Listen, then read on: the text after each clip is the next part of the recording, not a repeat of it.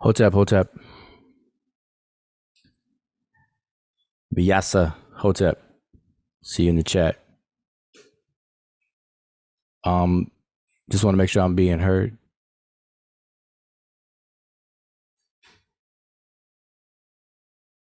Hotep, see Donnie. So I want to make sure that I'm heard. I'm posting this link to the panel into the chat. Hopefully I could be heard.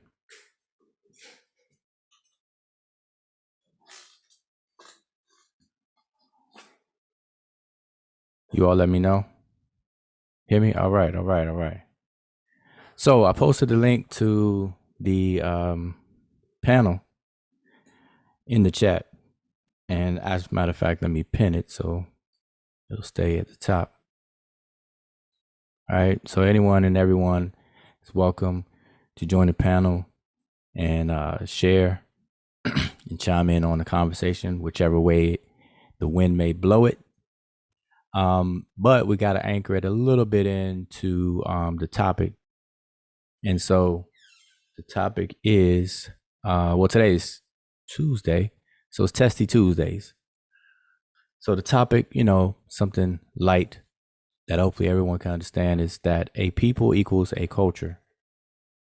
So we can get into that a little bit. A people equals a culture. And so, click the link if you're watching and got something to say on it. All right, so we see Brother Aaron, Donnie, Vyasa. Let's see. One second here. Posted a link here. All right. So, yes. So, anyway, this is your brother Wujao, and I am coming to you live and direct, and you're tuned into the Sesh Monumental Netcher YouTube channel, where it goes down. Today is Testy Tuesdays, and just want to kind of anchor conversation around a people equals a culture. So, those of you in the chat already, how do you feel about that? A people equal a culture. What do you think a culture is? How do you think people define themselves? A people, not a person, but a group of people. And there's a delay up in here. Oh, Robert Rand is in the house. Hotep. Robert Rand, now, I'm not sure if you're available, but you said you had some things to mention, chime in. So the link is in there. The link is in the chat. So we can have a nice conversation. Late night, Testy Tuesdays. All right. But you know what? Before we get into that, I'm gonna do a throwback. And hopefully you all will be able to see and hear this throwback.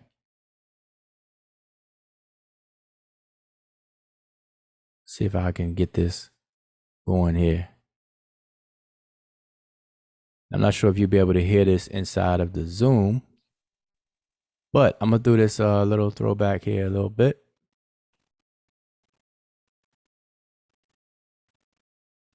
Give me 1 second here. Yeah, here we go. Let's see. Hopefully y'all be able to hear this. Let's see. I'm gonna let it rip. Just a throwback now. Y'all tell me if you all remember this. And the hieroglyphics, Netcher, has never, ever been deciphered. Hold up.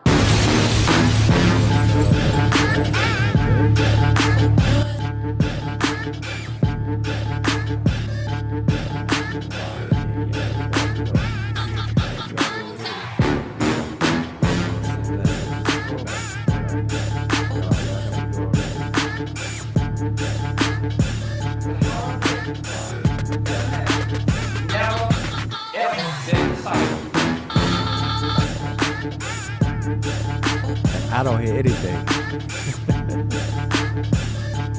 I don't even think it's playing. I can hear it. I can hear you. Can you hear me? I can hear what's playing. You can. Okay. Oh, wait a second. That's not working out. That's not working out. We hear You it. hear that? Y'all heard it? Yep. Yeah. Oh, okay. Can you But hear me? YouTube's not. Yeah, I can hear you. I can hear you. Started out with Walter Williams. Yeah, it sure did. Okay. We can hear it in here, but it's not playing on YouTube. I don't think anybody heard anything on YouTube. It's still playing on YouTube. That's how long the delay is. I'm gonna have to sort that out. Cause now I can't, play the oldies. I'm gonna have to work that out.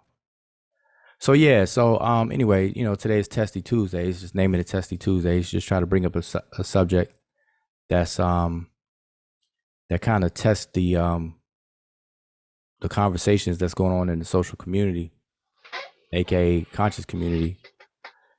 And so, lately everything has been about not everything, but lately it's been a hot topic about the blackness or the lack thereof of the ancient Egyptians, getting into race and all that good stuff. So I'm just putting the formula out there. A people equals a culture. So we can kind of talk about that a bit and, get your thoughts on it. Oh, you heard, wait a minute, Aaron. So 1 second, Aaron, you heard the music playing? There's no way. I didn't hear anything coming on YouTube. So I'm just putting the formula out there. A people equals a culture. Echo, so we can kind of talk about that. I'm echoing now? Yeah. How about now? It's off? No, you cool. You cool now. What is going on here? Ah. Okay, I know what's happening.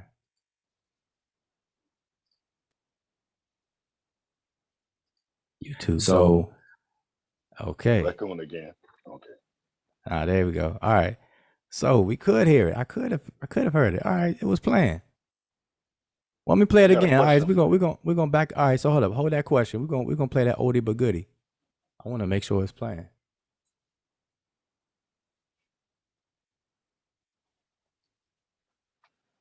All right, give me 1 second here.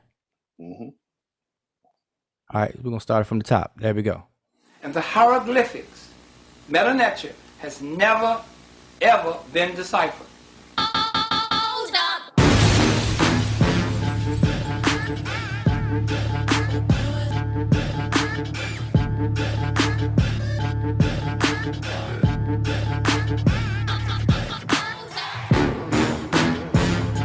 All right, give me 1 second.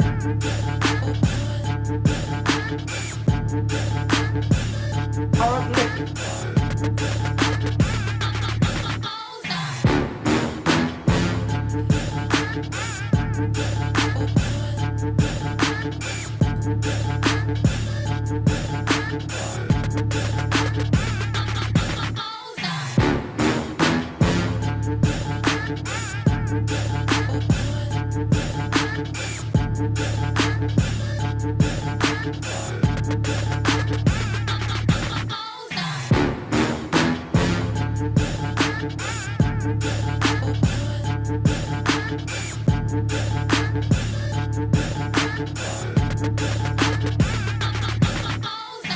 Netcher has never, ever been deciphered.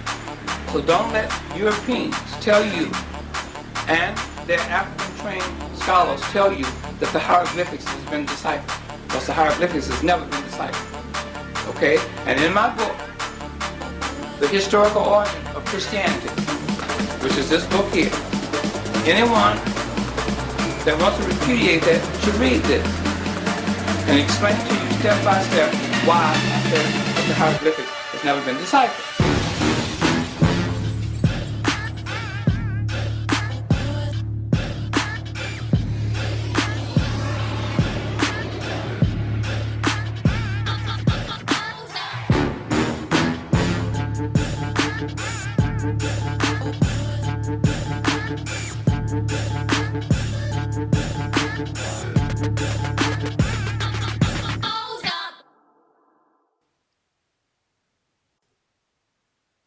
All right, all right. So y'all heard that? Yeah, loud and clear. That was smooth. Yeah, that's a oldie. That's a oldie but goodie. That's back in when the big hype about the Egyptian hieroglyphic writing system not being deciphered, and of course that was championed by Professor Walter Williams, and then it was picked up by Sarah Seti and young Pharaoh, who tried to create a whole debate centered around that. And so what we did, instead of arguing back and forth with Sarah Seti and young Pharaoh, we just dealt with the person who made the argument in the first place, Professor Walter Williams, in a scholarly way. So we wrote a book, and the book was a complete rebuttal to all of the claims that he made related to the writing system. And so to this day, no one can refute what was said. But yet we are just, rebutting everything, all the points that he made, quoting his points, and then explaining and refuting everything. So not to go backwards, but what were his points? The points? Maybe I know you had a topic already. Say it again. What were some of his points, or at least one, like the biggest one? Because I know you had a topic already, so I didn't want to, steer it somewhere else. But what were his points? Oh, well, I mean, that's He didn't why we have no wrote. point. That's He why we couldn't wrote read the the book. meta netta. He couldn't read the meta netta, so he actually had no points. That's it. The biggest point is that it hasn't been deciphered, but then you gotta get the book and see all the all the little points that he was making and the breakdowns. But the biggest of it is just that it hasn't been deciphered, basically.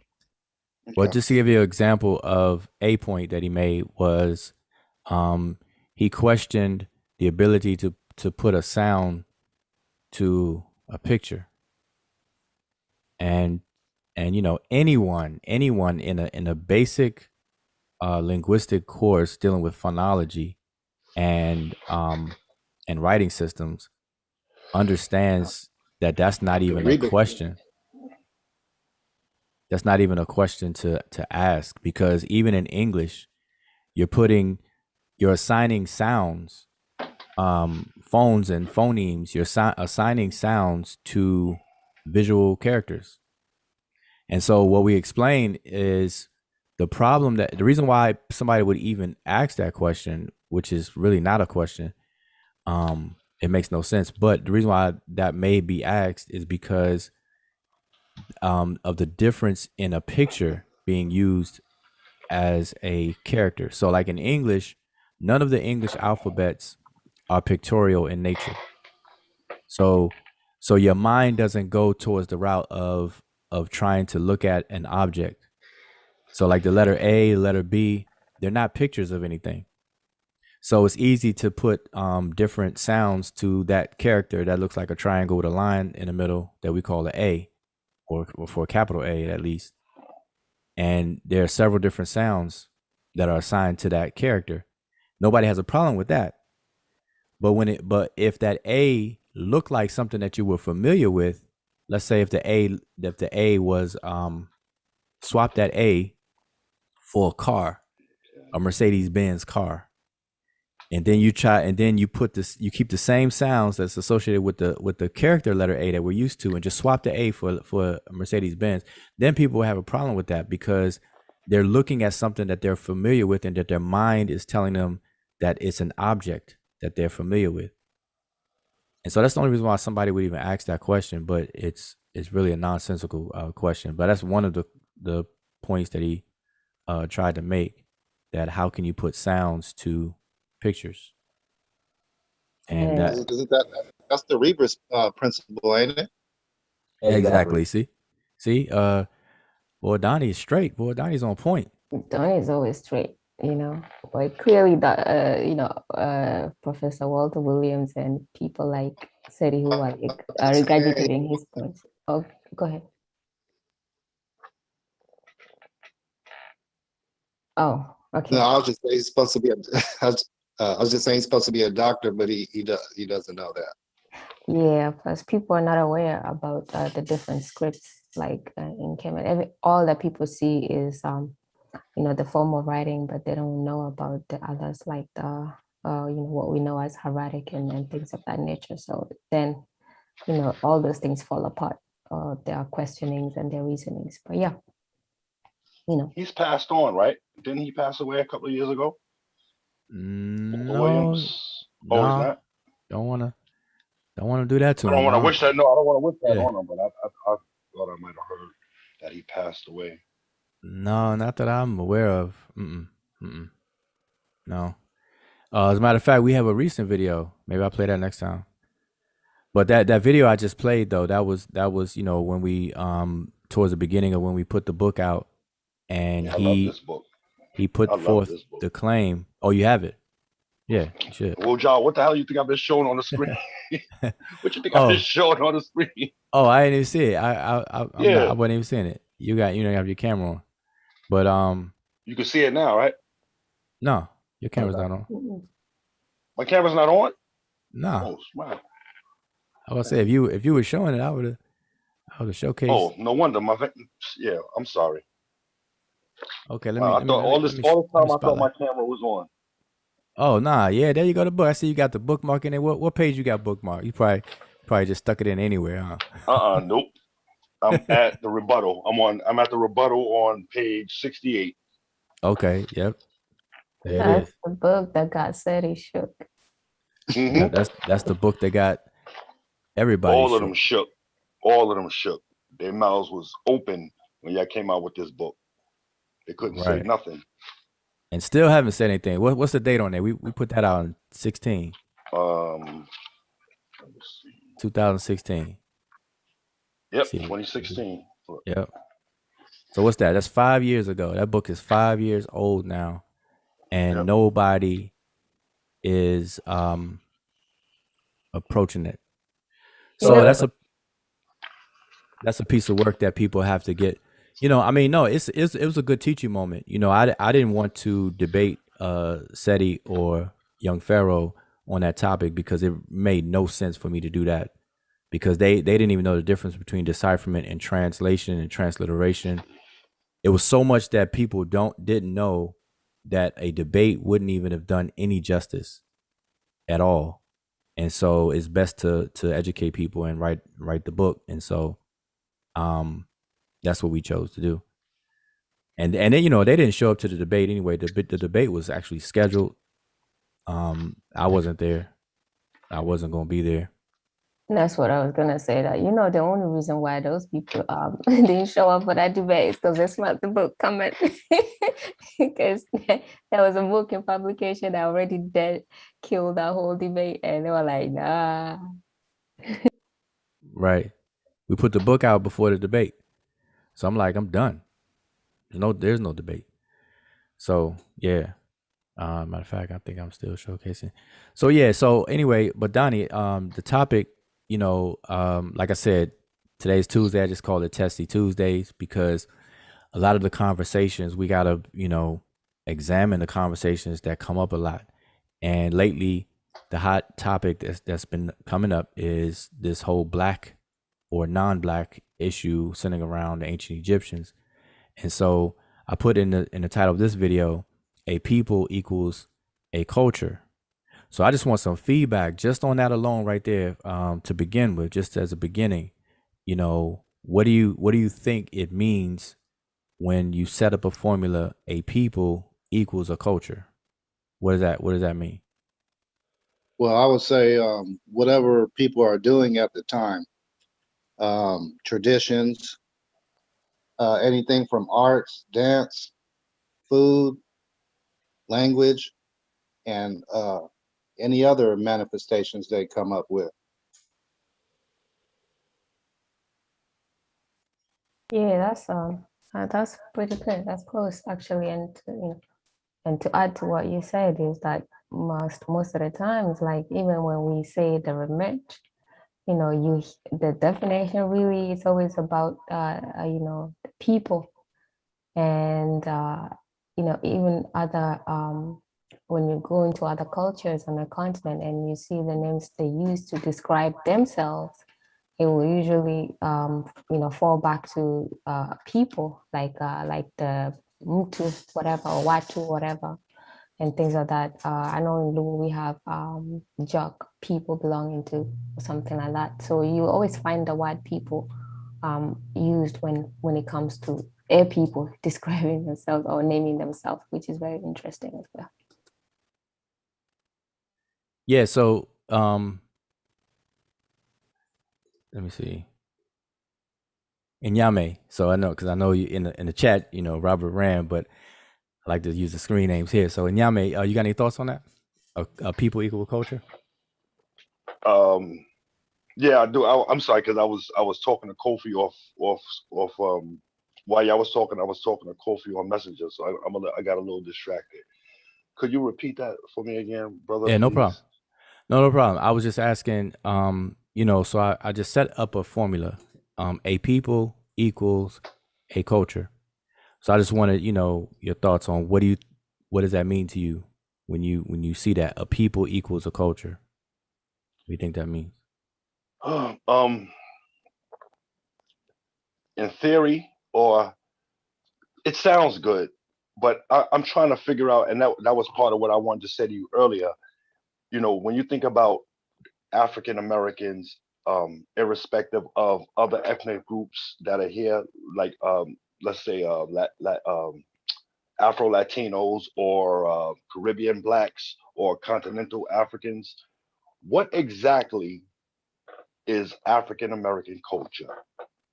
How exactly would we define ourselves if we were to put it down on paper?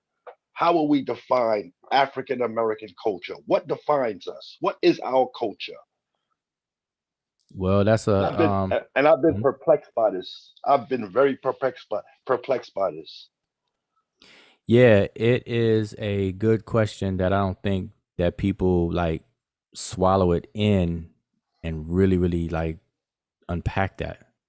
So, the African American culture. So, first of all, African Americans, just on the surface, African Americans are Americans who are here in the United States as a result of the transatlantic slave Holocaust. And so we're here today because of that event. And so so everything we do for, all of the different elements of culture, from language to dress code to music, arts, food, cuisines, all that kind of stuff. There's a lot of elements that make a culture that defines what a culture is. And so the African American culture are all those elements that are shared among the people that are here as a result of the transatlantic slave Holocaust. And so we differ from people who would otherwise be called black along with African Americans. See, African Americans are called black people. And then you have other than African Americans that are also called black people that can be distinguished based on that. So as an African American, we're unique in the sense that we're a product of the atrocities that occurred during the transatlantic slave trade and Holocaust, whereas others are not a product of that. Right. But what I want to point to is specifically, how would you characterize our sojourn here, our existence here? Like, what have we done since we've been here to make us distinct from every other African ethnic group? I.e. Latin, Caribbean, and continental African. Is it food? Is it music? Is it clothing? Is it dress? Well, that's what I'm saying. There's no one thing, because culture is never a one thing. Right. It's the result of the interplay of many elements. So everything you just Hmm. said and more, how those things come together and combine and interplay with each other produces an expression. So for Yes. example, a per Yes. a like your personality, a personality to you is what culture is to a population of people. So personality fits on an individual, culture fits on a population. So how we express those things by the interplay of all those different elements you were naming, and then there's more to it than that. But that expression is defined as culture, and so we're in it. So it's hard for us to kind of step out of it and then try to package it up and define it. But it's distinct if we were to do that. We would be able to distinguish ourselves from others, you know. Um, and that's like, for example, Jamaica. Jamaicans will come to the United States and relocate, come here, and they will be called black on the social on a social conversation. Jamaicans are black, African Americans are black, but Jamaicans are not African Americans Right. because Jamaica, that those elements Huh. that produce those expressions are different from African Americans ones. So, but that's not to say that there's not a lot of overlapping. There's they call them cultural universals. There are universals that are throughout all of humanity, and then you can Mhm. start to see smaller differences, and it's those differences which gives us a way to distinguish. Now, let me ask you a question. Now, in recent events, the past few days, we've seen what has happened to our Haitian brothers and sisters over here at this border, and how America, the United States of America, the president and his people have treated our people. So, how do we feel about that as African Americans? Do we feel a kinship to our Haitian brothers and sisters? Do we actually see history repeating itself over and over again? You know, Uh, do mm. we separate ourselves from what's going on with our Haitian brothers and sisters? Because I know that in the 80s, you know, I didn't see Haitians as the same as me. I was very ignorant to Mhm, the African diaspora. And I'm just mhm. wondering, you know, how do we feel as a group, as a group here in America? How do we feel watching this play out right in front of our faces? Well, here's the thing. See, they don't have to. They shouldn't have to be Haitian for us to feel okay. However we feel about it right now, it shouldn't be on the basis that they're Haitian.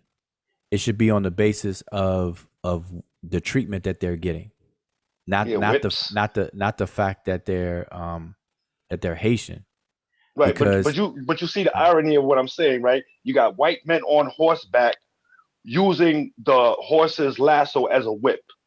mm, yeah, I'm saying but my yeah, I mean, listen, that we could feel a way Hmm? about it. We could feel a way about it, but if it were, but so let's say there were some. Now It here's hit the me hard question. when I saw that. It hit me hard when I saw that image, brother. That's what I'm saying. That shit hit me hard. Yeah. So here's the thing. If it were what we would socially call white people on the receiving end of that, what we're saying, what we're implying by what you're saying is that you wouldn't feel a way about it. You'd probably be like, yeah. You probably be like, Like today we have all these different groups. We have the ADOS, we have the ABOs, So it's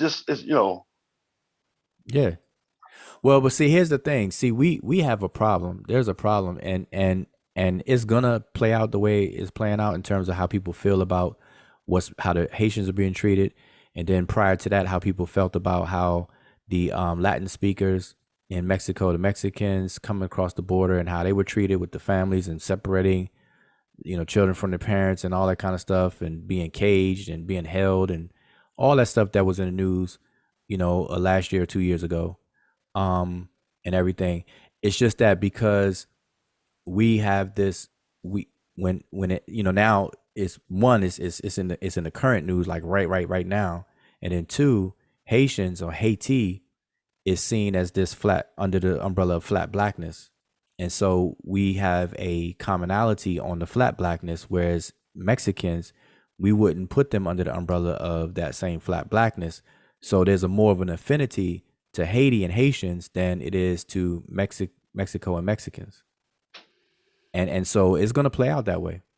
And in the commentary, how we feel about it, what we say about it, and all that kind of stuff.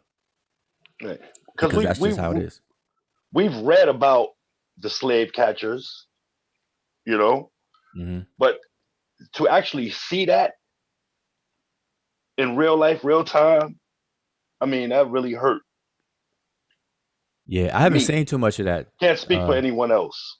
Yeah, I haven't seen too much of it. I haven't. I read, but I haven't seen any footage to where like what you were talking about in terms of the horses. Oh yeah, I've watched a couple of videos of it. I've seen multiple images all day, but the moving videos that I've seen is really disturbing to me because they're making them go back in the water, and there's a couple of scenes where there's a family. It looks like it's like they gathered up like family, and they got the horses stomping towards them, and they're telling them to get back in the water. They got to go back, and they're using the horses lasso as a whip. Man. Yeah. Well, one thing for sure is that none of that stuff is easy at all, because if you think about it, if you like what should be done, people who are because this country, because if the borders were just, if there were no border regulation laws or anything like that at all, then the country wouldn't be the country it is right now. Period. Like that's just it just wouldn't be like that. So what should happen, and how do you anticipate stuff like that? Now abuse is abuse. It doesn't matter like how we try to color it and all that kind of stuff. If people are being abused, if people are being beat or struck and hit and this and that or whatever the case is, then I don't think anybody could try to excuse that away for what it is. But I'm just saying that how it ties in, I guess how it kind of ties into this topic of people of culture though, is that we, under the umbrella of flat blackness, we would have more an affinity to Haitians, regardless of how they were treated, because they also fall under the umbrella of flat black, as opposed to the Mexicans and the Mexican border. And when they were a lot of people were trying to come over, but see, you got to look, it happens across the world. What just happened when what was that? It took place. The Taliban took back control, or do I have the group right? Yes, you do. You got it right. Afghanistan, right? So when they recently, like before this news cycle happened, they took control over an area, and the people in that area, what were they doing? They were fleeing and going elsewhere. It happens just within the African borders, also with different when there's like civil wars or different things of that nature across different countries. So it will be there's that border control and trying to make sure that different sovereign countries making sure that they have control over their borders and control of who comes in, how many people come in, all that. So that's on a national level issue and sovereignty of any nation, and it happens most of the time on a continent. It just never gets the attention that you see. Well, and you know what's crazy? Because I'm just reading here at the Wall Street Journal, Afghan refugees in the U.S., how they're vetted, where they're going, and how to help. Tens of thousands of Afghans are arriving in the U.S. after being evacuated from Kabul. Isn't that something? So the U.S. can be a sanctuary for the Afghanistans, but for the Haitians, oh no, can't come over here. Very interesting. Yeah, see, that's a different argument. So, what are the Haitians coming storming the border for? What is the issue? I'm okay. I'm not. Let me go because I'm not too clear on the issue of why they're. But let me ask you this though, like just if you strip all of that away, like who the people are and everything, and you just look at the function on both sides of the function. So if you were to go to a club or a concert and you have to pay to get in, and payment is basically the requirement to get in. So in order to get through the threshold of the door, you got to pay for your ticket to get in. All right. So let's just say a crowd of people don't pay and they just bum rush the door. Usually there are bouncers and security at the door. So when that happens, what's gonna happen? If a small crowd of people just bum rush the door to try to get in without following the rules, the standard rules that are in place, what's gonna happen? The security or the bouncers are gonna have to make sure the people don't penetrate that threshold of that door. And what are they gonna do? They're gonna push people back. People gonna be pushing and this, that, and other, and it's gonna get physical, regardless, and whatnot, right? That's what's gonna happen, right? Or Mhm. am I crazy? Agreed. Because I used to be a Agreed. DJ at clubs. I know how that goes down. I'm looking. No, I'm looking at CNN politics now. I'm trying to figure out because the article is the White House says it's That's seeking more information on horrific footage of Border Patrol agents confronting Haitian immigrants. I'm trying to figure out why were they at you asked why were they at the border, right? right, right, right. But while you were doing that, I'm just putting the question out there though, in terms of when stuff like that happen. Now I know I'm giving a different scenario, but it's a scenario that we can all pretty much identify with, because I'm sure at some point and Let at me get some my point glasses. everybody done been to a club or know how bouncers. I've seen people literally get thrown out, like literally picked up and thrown out of club stuff. So I'm not trying to it's different. So I'm acknowledging my scenario is different, but I'm saying the function of that, you have a standard set up where something supposed to happen before you allow passage. That don't happen and people are coming in. What do you do? Now how it's done is that could be all, we could all discuss how it's done, but that's still the an issue. How do you handle that? You just allow people to just bum rush the club, come in, or you have to push people back and whatever. And it's not pretty all the time. I know that for a fact. People don't listen. People are not going to listen. They're gonna, and then whatever reason. So I mean, if somebody's fleeing, that's why I asked you what was the issue of why they were coming into the border in the first place. Because obviously my scenario is not the same, because people have chosen to want to come to the club, want to party, dance, and whatnot, and for whatever reason they didn't pay or whatever, and they try to come in. That's what will happen. Well, well, so far So in the article, they're talking about the fact that they use horsebacks. It says, speaking alongside Mayorkas, Ortiz said horse patrol units play an integral part in the security response in Del Rio. As you know, we have had about a half of this area locked down, and we're working on trying to get the other side of the bridge completely locked down. That's as far as I've gotten so far. I'm trying to find out why yeah. the Haitians were there in the first place. All So right. So like far, it we hasn't could gotten to that. we can come back around to that. I want to know Oh, okay, I got it. I what. got you. I got you right now. It says it right here. When asked about whether whirling their reins around the migrants was a humane way to treat them, Mayorkas responded by saying, "You're assuming facts they have not been determined. That have not yet been determined. Many of the Haitians currently at the border are believed to have been living in South America after the 2010 earthquake in Haiti, but the toll of the coronavirus pandemic on the region fueled migration to the U.S. southern border."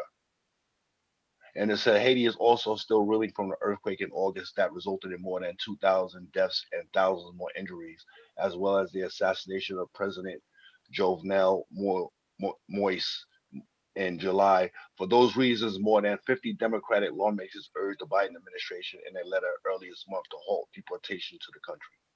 All right. Oh, okay. Well, I don't know that. I don't know if that's real clear though. Yeah, I think the issue is on the treatment, but I don't think Nami responded to like if if it was let people into the country or things of that nature. But I think the issue and the contention, obviously, for Okay, well, obvious let me reason, try if this it's one. coming through because of the treatment, there are ways to do things, and that's like the issue Well, with the the U perspective. the USA Today article, it says thousands of Haitian immigrants encamped in Del Rio, Texas, entering the U.S. through the Rio Grande are awaiting either deportation from U.S. authorities or deciding to stay put and seek asylum. But how did these Haitian migrants make their way to Texas instead of entering from Florida, a state that's closer to the Caribbean nation? Many of these migrants, experts say, were likely already in Central America as powerful natural disasters and often dysfunctional government prompted a steady flow of out migration for more than a decade. But now, with economic opportunities drying up in Latin America as the pandemic continues, Haitian migrants are seeking asylum in the US. The end goal is always the United States, said Eduardo Gamara, a professor of political science at the Florida International University. And a pattern is one that wasn't really begun by the Haitian. It was begun by Cubans. They're the ones who set the trail. Well, I guess you know why. So I don't think I got to go any further Mm. unless you want me to. No. I mean, the issue is treatment. I mean, so bad treatment is bad treatment, no matter how you look at it. But I'm gonna double around to a people equaling a culture though, because your initial question was African American culture, and so we Right. know How do you define our culture? culture itself is an interplay between a laundry list of different elements, and that's what defines a people. But here's the thing. A people become a people. I sorry, I heard something.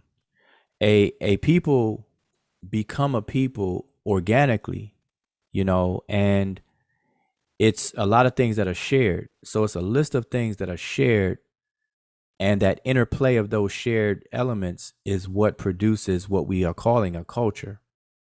And so, um, and by that, and then thereby, defining the people. And what happens is, um, if we're going to try to talk and discuss and analyze a people, we have to approach it through that lens of culture. But what we tend to do is we tend to try to analyze a people outside of that. So we try to use DNA, we try to use race and things like that. And that's inappropriate to analyze a people in that way, because you're never going to get an answer to those questions about the definition of what makes a people. So just becomes a lot of talk, but people are not really going to get anywhere, because that's not how a group of people naturally or organically became who they are. So in other words, you could pick any people, like name somebody. I don't want to. I'm gonna stay off the ancient Egyptian thing, but name any group of people. Just do Texan the people. African Americans. Do the African Americans. African Americans.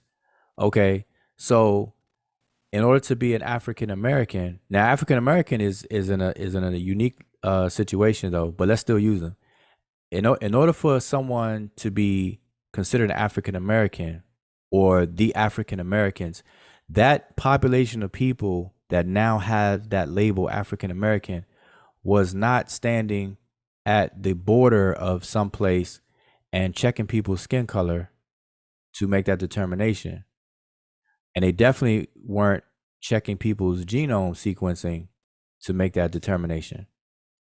So African Americans didn't become African Americans based on genetic testing or comparing color swatches to skin tones. It wasn't done that way. It's a result. It's a result of something else. Now African Americans, it's a little unique, but we still used it because we are a product of the transatlantic slave holocaust, of why we're even here and under these circumstances. So we are a product of something.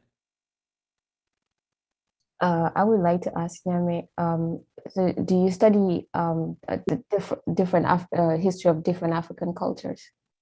Yes, yes, sis. Okay, so for those cultures that you study, do you study them at one point in time, or do you ever through your studies go back to some points where the cultures that are splintered that you're studying were up, coming from one place at in the past? Well, I always try to approach it from the, I try to go to their beginning. So if you know what I mean. So yeah, so when you go to the beginning, do you find that at some point you know what the beginning is, and then as time moves on, you start to see the different splinters where you have now like, for example, take like different cultures or different tribes that will be classified under, or different ethnic groups that will be classified under just the different the class of Bantu groups. Are there some point where you start to see those splinters and they start to become unique from each other, where once there were just one particular group? Right. Because more specifically, like I said, my mtDNA is Temne, that I found out. So I try to go to their creation story or their beginning, where they came from, and then move forward. You know what I mean? So I definitely understand what you're saying, MK. Yeah, because when you start to study and understand cultures, you start to see that regardless, when you say culture, is not the point of identifying a unique group. Obviously, is to separate itself from a different group, but you will always find those because of those people at some point having one particular culture, you'll find those similarities and relations as you do on the continent. But the separation is not like, I think most people tend to look at the separation of different cultures and different ethnic groups, with them identifying themselves as unique and different from others, as something that is viewed as negative and negative for the whole collective, when that is as natural as it gets. But that does not mean that they're saying that they have no feelings, they have no empathy, they have no recognition for that they and the other people that they're different from are also similar, if you understand what I mean. But they choose to identify themselves because at some point something distinct starts to happen, where the need to be, it's not even the need, you just become distinct to a point where it's very distinct. The language starts to be distinct, the traditions start to be distinct. Obviously, sometimes this would happen through migration. They find themselves in a different place. And we see that with all the different tribes, like even my own tribe, like the Luo people. At some point, once we migrate from Sudan and we start going southern part to Uganda and then coming into Kenya and mingling with other people, we start to become so distinct that we actually become the Luo people. We are not from the Nuer and the Luo tribe anymore. We don't identify ourselves as those people because the uniqueness has happened with the language, with the environment, with just everything changes. But you will still be able to know and see that this group of people known as the Luo actually have a relationship with these other particular people, but we will still be very distinct. And that's what is being said. Even with the African Americans, they are distinct. The distinction is there, but the point is, when that distinction is pointed out, people think that they're being taken away or erased taken out of this string that attaches this group of people to different groups in Africa, which can never happen, and for Africans Americans or for any other African tribes that make themselves distinct through time. And I think that's where people get lost. Let me ask you guys a question. Is perception, would that trump what a people, or how a people, like, in other words, how the outside world sees a people as opposed to how a people see themselves? There will always be a difference. The people see themselves differently from how other people see themselves. We see that through history. That's always there. But when we are talking about those people, the best approach is to actually, put ourselves in those people's worldview and understand them the way they see themselves. Right. Because I say that because from our inception here, very negative stereotypes have been put out to the world about us. But we know who we are. We know what makes us us in terms of our worldview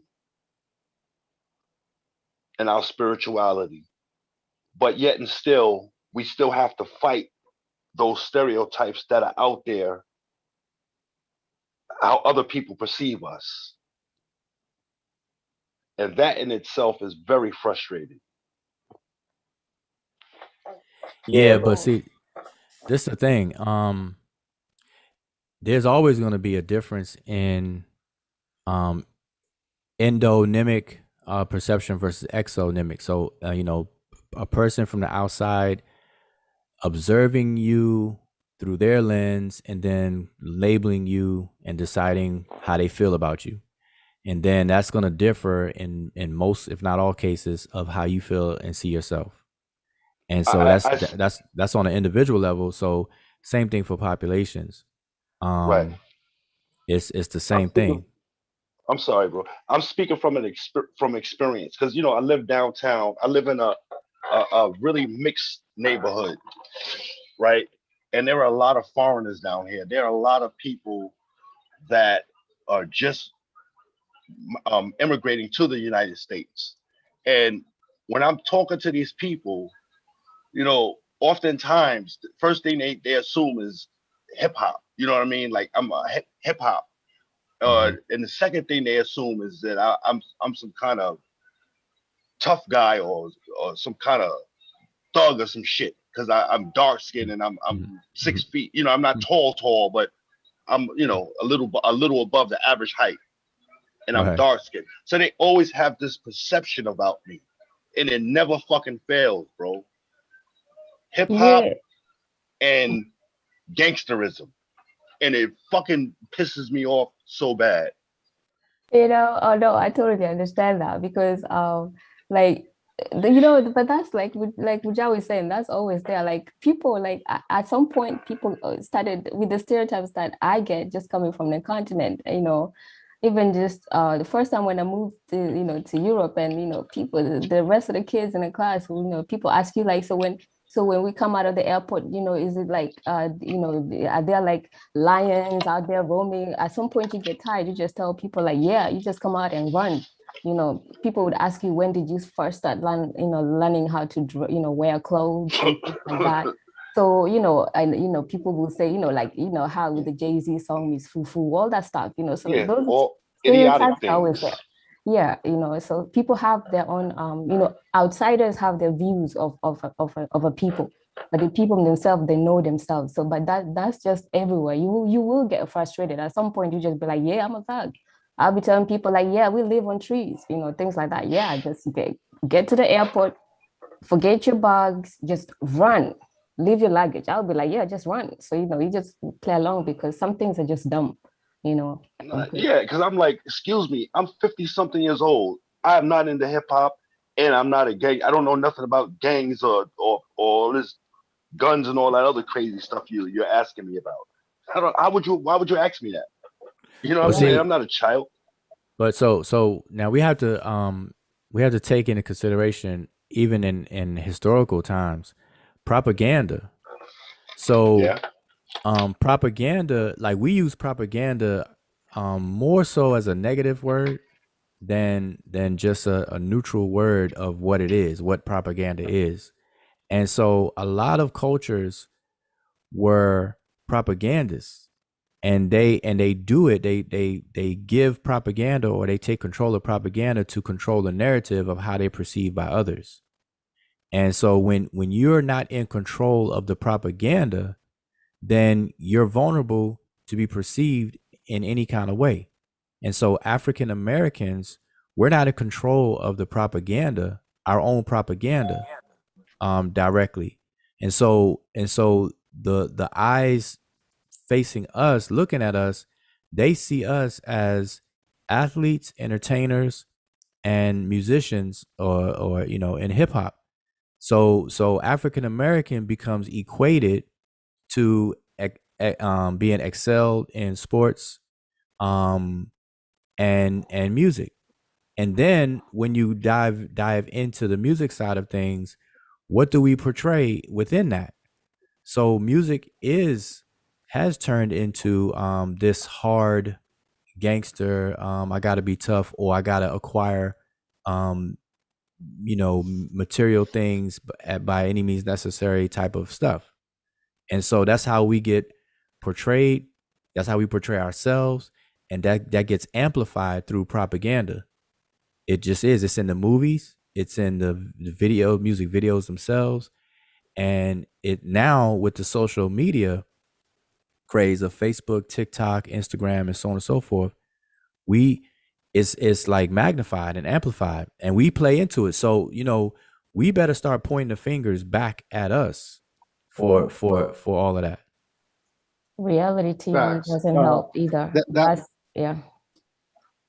That's I why was just gonna say. oh, sorry. I was just gonna say that's a good point. And as far as the propaganda thing, because like what Joe said, not only do we play into it, but I wanted to point out too, that propaganda machine just doesn't work on us. It's been done to other people too, but I think again, we play into it, and we need to really start looking at that. We play Yeah, I into it mean, big time. yeah. If you just analyze, like if we just turn the switch and just kind of be honest with ourselves, um, we're too busy pointing a finger at away from us. But at this point in time, a lot of the issues are correctable, or solvable if we start to look at ourselves and take a true and honest assessment of what we're doing to ourselves. How are we contributing to that negative stigma in that propaganda? We know how propaganda is like magnified. Like we do something small, it's magnified times 100, and then it's projected out, and so other people are going to see it as a magnified thing. So we come off as that, and then we don't do any, we don't give it, we help it, along. Like for example, in recent years, like let's look at the whole era of time of Black Lives Matter, and the movement of Black Lives Matter was conceived out of recent circumstances of police killings, and things like that. Because we can't say police brutality, because that's been going on since forever. But the recent viralness of these police shootings, that's really what fueled Black Lives Matter, basically. And so that movement was sparked because of that. Now that will bring attention to that issue, and I don't think anybody should or even would knock that. Attention needs to be brought to that circumstance. But do we ever double back around outside of that issue and take a wholesale look at how we do with each other? Like, what is if Black Lives Matter when non-black people kill black people, then what about the issues of black people killing black people, and how long that's been going on, and so on and so forth, in all these major cities and things like that? Where is the movement for that? because Black Lives Matter became a a movement. It was a thing. Still is, I guess. And but where is the focused movement for all the other stuff? There is now. Right. So we still have remnant of the era of blame, and we don't take a real honest assessment of what we do and how we hinder ourselves. And so this is just part of it, you know. So the African American, see, we and plus as African Americans, we have a culture that is reaching for a culture. Like it's a culture of trying to find culture. And so a lot of African Americans, because of result of the transatlantic slave Holocaust, we have an identity crisis, and so we have this void that we're trying to fill. We're like constantly have this yearning to fill this void, and so we have become a culture. Like the elements that make us who we are, have kind of come together for us to be a culture that's seeking a culture. Wow. And so we try to become everything but what we need to be. And so instead of trying to reach back and trying to be Igbo and Yoruba and so on and so forth, which are cultures and we got to understand what culture is and how culture functions. Because if we really did understand what a culture is and how it functions, we wouldn't be trying to be another culture. And even when I say that, as I say that, people will say, well, I'm not trying to be another culture. That is my culture. And that's where people that's the tall tale sign that people don't understand what culture is. On which side though, would y'all rule? On the African American side or on the American side? On as African Americans here in America. So we're here in America. We're citizens of the United States of America. We are created. We are programmed, coerced, and cultivated under the pressures of this society, this government, this educational system, this everything. But no, yet I didn't understand the perspective you was coming from whenever you said like someone said that they acting like they culture, this is their culture. So that's from an African American perspective, saying that an African American saying that American culture is their culture. No. I was saying that we here tend to want to adopt a culture from Africa that's thriving and purposeful in Africa. So, for example, you have a lot of African Americans that convert to Yoruba culture and become initiated into Isheshe or Ifa and so on and so forth. I have like a lot of people around me that are fit that example. And so what I'm saying is that particular culture is not a culture that was seeded, grew, and satisfies the pressures that we have here, because it was not created for that. It did not organically form based on these pressures over here in the United States. And so I'm saying we're United States citizens. We are a result of coming generation after generation after the slave Holocaust, etc. We have been molded by these pressures over here, whether it's from educational system, the whole nine, that does not exist over there. So that culture is not answering the right question. It's a mismatch. So right. I'm saying African Americans, we have to develop our own culture. We have to cultivate and develop our own culture based on our circumstances here in real time. But ain't that what like the Jews did though? Like, didn't they just like usurp a culture, and you know what I mean? They doing fine doing that. So I'm not necessarily against African Americans trying to find some culture, because it'll do that to you, realizing that you have assimilated and been molded into somebody else's culture. And once you realize that, you know what I mean, in the beginning, it will make you want to try to gravitate towards something that you come from. You know what I mean? Like a culture that's an African culture or a melanated culture. You know what I mean? I don't think one is necessarily right and the other one is wrong, because at the same time, we are Americans too. and we are African Americans, and there are subtle differences, but it's really American culture. You know what I mean? We are just a part of American culture as anything. You know what I mean? I think this will be a good time for us to start over by just going through what is a culture. I think I just want to add this real quick. I think the problem is sometimes when you take the bad stuff, because there is bad in cultures, and it seems like the bad stuff, the bad points of a culture seem to rub off on us the most. Well, like she said, we got to define it first, because those are superficial things.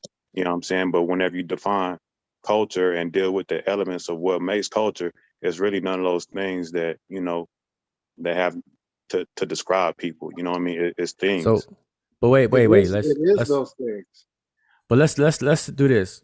See, you know, we have these, you know, a lot of these discussions, and maybe we should actually slow this down more. And I'm gonna do it another time though. I'm gonna revisit this, but we're gonna pull out some working definitions and things like that, because if we don't, we're gonna be slippery. We're gonna be slipping and sliding. And because one thing I'm noticing, and not just this conversation, but in a lot of the conversations, is we have to remember that culture is circumstantial. So culture, a culture matches circumstance. And so if your present day circumstance does not match the same circumstance that a particular culture was a product of, then you are essentially adopting a culture that does not fit your circumstance. And it becomes a practice and not a lifestyle, and not a fruitful lifestyle that's beneficial, that actually serves the purpose of what culture is supposed to be. Because a key element of culture is that it is supposed to solve the problems of a population of people. It's how population of people come together to solve their problems, and they do so by many, many different elements: food, cuisine, mode of communication, which means what language you speak, the whole thing, based around your circumstances. Allowing what you're saying though, Ujawu, and not reaching back into like our African cultures. Can I briefly share with you the flaw that I see? And I know you may disagree, but like, just because we have the same complexion doesn't mean that we're the same people. Even African Americans, there are subcultures in subcultures. Like the brother was saying earlier, which made me jump on, was that, you know, foreigners come and they see him as, you know, they have this certain perception of him. But y'all know you can't even go and hang out in certain neighborhoods and be considered authentic unless you're a real nigga. You got to play that role as a real nigga. Then you got a culture among us that like W.E. Du Bois created called the talent intent. They don't even talk to you and me. You know, you don't even know they exist. You know, then you got a bunch of Greek letter people who are very well educated. They, you know, they surfacely on the surface communicate with some of us, but they don't, they really move together in a certain space. And you know, in reaching back into your ethnicity, you'll understand that we are not the same people, even though we have like a dark complexion, you know, because some people like argue with me about interracial dating, you know, and I'm attracted to black women. I've never dated outside of a black woman. I love black women, but I'm just saying, we've been interracial dating ever since we got off that slave boat, because we're not the same people. We're not the same ethnicity, you know, and trying to mash all us together. And I agree with the point that, you know, we have to create our own culture, but I don't think it's going to happen because, you know, we have different types of energy that's in us genetically, that if we don't understand that, we wouldn't fundamentally understand ourselves and be able to come together anyway. We have to understand where we come from. Okay, so And everything you said, just so we're clear, nothing you said is in disagreement with what I said. See, because you came and started your off by saying the flaws in what I said, and so at no time do I said that we're the same. And in fact, I always say that the flat blackness that we tend to operate on is problematic, because just because we self-identify as black doesn't mean that we're the same type of black. And so, to give an extreme example to illustrate, is that a Jamaican and an African American will both be referred to as black, and both will self-identify as black on most, if not all, occasions. But a Jamaican and African American are distinct from one another. Yes, sir. So as a result, and they are a product of two different situations and circumstances. So it's problematic, and so we understand that. And so I always say that. So I'm saying nothing you said is indifferent than what I'm saying. And I actually, it doesn't do with what I last said. What I'm saying is that culture is anchored in circumstance. And so if we are constantly trying to adopt cultures that are not in existence based on our current circumstances, then we are adopting them, and they're not being effective the way culture should be, even if that culture is a culture that our recent ancestry once lived. And that's the difference. Just because our recent ancestors practice a culture does not mean that that culture fits our current circumstances. And this gets into the conversation of knowing the difference between culture and tradition, because as African Americans, we're adopting African traditions, but they don't fit our current, present, real time circumstances. And for so long, we're not going to make significant progress. We're making little breadcrumb type progress, but we're not making significant progress, because that's what we're engaging in. We're engaging in conversion and reaching back into traditions that are not fitting for our circumstances. Well, I don't Right. know about And that, and but and you know that when you study any culture, it doesn't have to be African cultures. I think in these discussions and it happened with the other discussion, the 25 hours, 24 hours, is that whenever you talk about culture, people will bring DNA into it, which is completely has nothing to do with culture. And it's because people just can't take the time out to figure out what culture is. And when you study any culture, you'll understand what Wujao is saying. Anytime as the circumstances change, cultures emerge. Whether you're looking at when looking at, let's say, the Danish, the Swedish, and the Norwegians, as soon as their circumstances change, that one kingdom splintered. That's where you start to get these are the Danes, and these are the Norwegians, and these are the Swedes. So anytime a circumstance changes, these cultures emerge. And nobody's because what people don't understand is that a culture is answering questions for a particular group of people at a particular time, that for those particular problems they're going through at that time. That's what fashions that particular culture. I gave an example also with my culture. As soon as circumstances changed and we had to splinter from one group, then you see the Luo emerging, you will see the Kalenjin emerging. We don't become the same people, because now we have a difference in ideology, and some people move this way and some people move that way.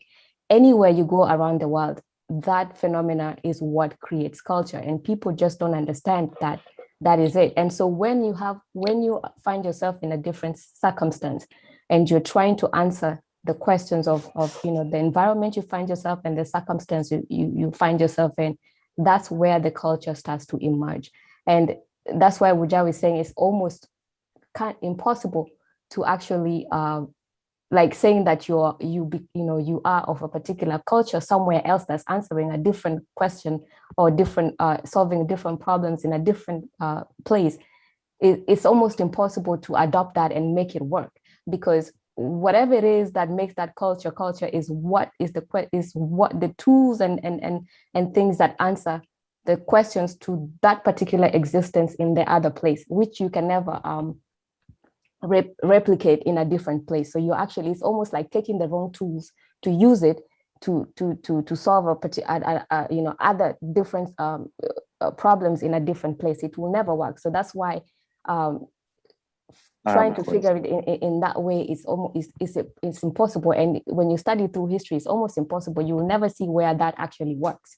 I don't understand what you and Ujawu mean about that, because like cultures change and you can tweak cultures, and if it's not progressive to reach into the past and take stuff out of the past and tweak it to your advantage in the present, then I don't understand what y'all doing with the metal netter. I mean, I thought that's what we was doing. I thought we grabbing from the past and putting it with the present and trying to build on things that was lost to us because we have assimilated into someone else's culture. I mean, for the most part. And okay, it is. So let me clarify that, and I'm glad you brought up if that was confusing.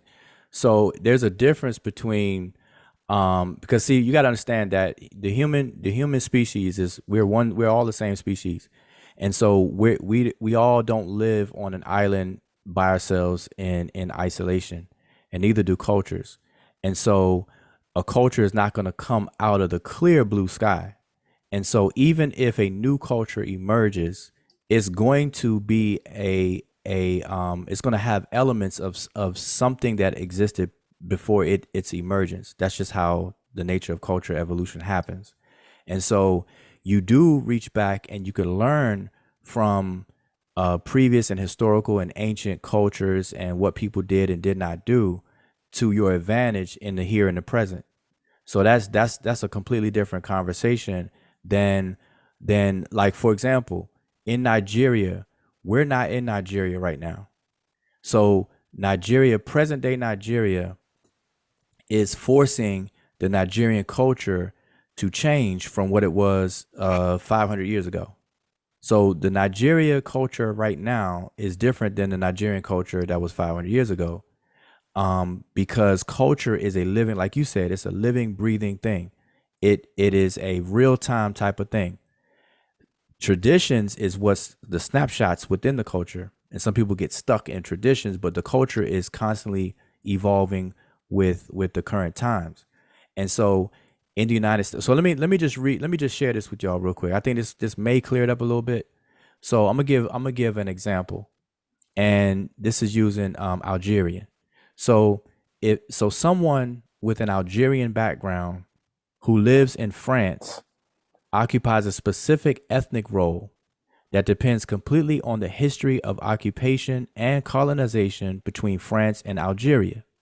In France, the ethnic designation of Algerian carries specific connotations. So y'all follow that?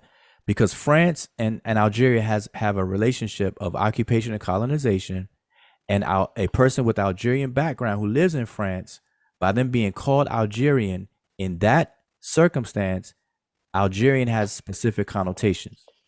But now, that ethnic role of an Algerian disappears if that person moves to the United States. Now, it doesn't change who the person is, but we have to understand what these things function as. And I think that we need to learn to have a better understanding of what is culture. And culture, like Emeka said, it's a complex system of many moving parts. But one thing it does, it addresses circumstances and issues and problems. And so if we're over here in America pressured by X, Y, and Z, and we're trying to solve problems resulting from X, Y, and Z, we're not gonna another culture that's made to handle A, B, and C issues is not going to be very useful, even if that culture was once ours by way of ancestry. You see what I'm saying? So yeah. What about, let's take for example, like whole paradigms too. Like, let's say like my yacht. I feel like my yacht is a good tool for the present that's relevant, even to keep it like it was in ancient times, or maybe even uh like matriarchal practices and stuff like that. I think there's a lot of tools from the past that can be used that we do need to use, because we have taken on different paradigms than, you know, what we were used to, what our genetics think we should be. You know what I mean? Because we our genetics do make you act a certain way, and it's conducive to culture, I would think.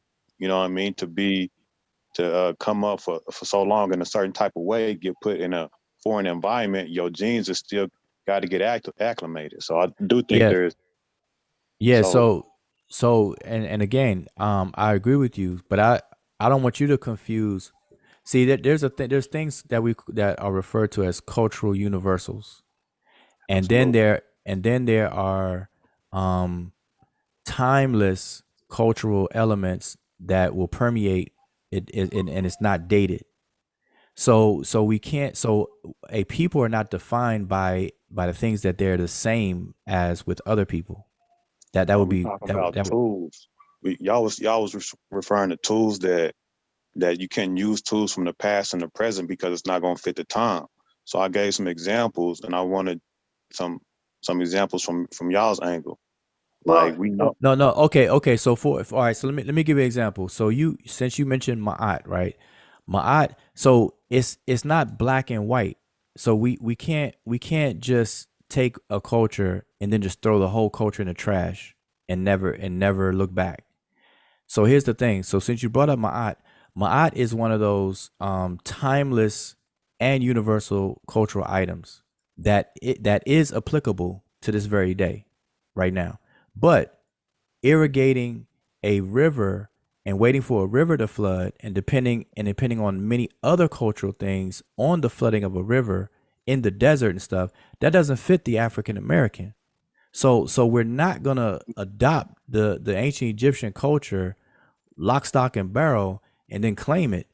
Obviously, there are some universals and there's some things that will perpetuate itself across timeline borders that we can adopt and use, such as Ma'at, such as the principle. Like if there's a culture that the people within that culture focused on health, focused on eating healthy and stuff like that, then you daggone right that principle and that aspect of that culture we would keep and adopt in a present day culture, because that's that's just what we should be doing. But what defines those people is not just that. And that's what I'm saying. We're talking about what defines a people. And you can't use the sameness of stuff to create distinctions. It's the differences out of necessity that makes people a people and a distinguished from another group of people. So like all across the continent of Africa, there are a lot of universals. There are a lot of things that basically a lot of Africans share just by organically just share. But then there's like a whole lot of over 1,000 ethnicities and distinctions made on the continent. It's diverse.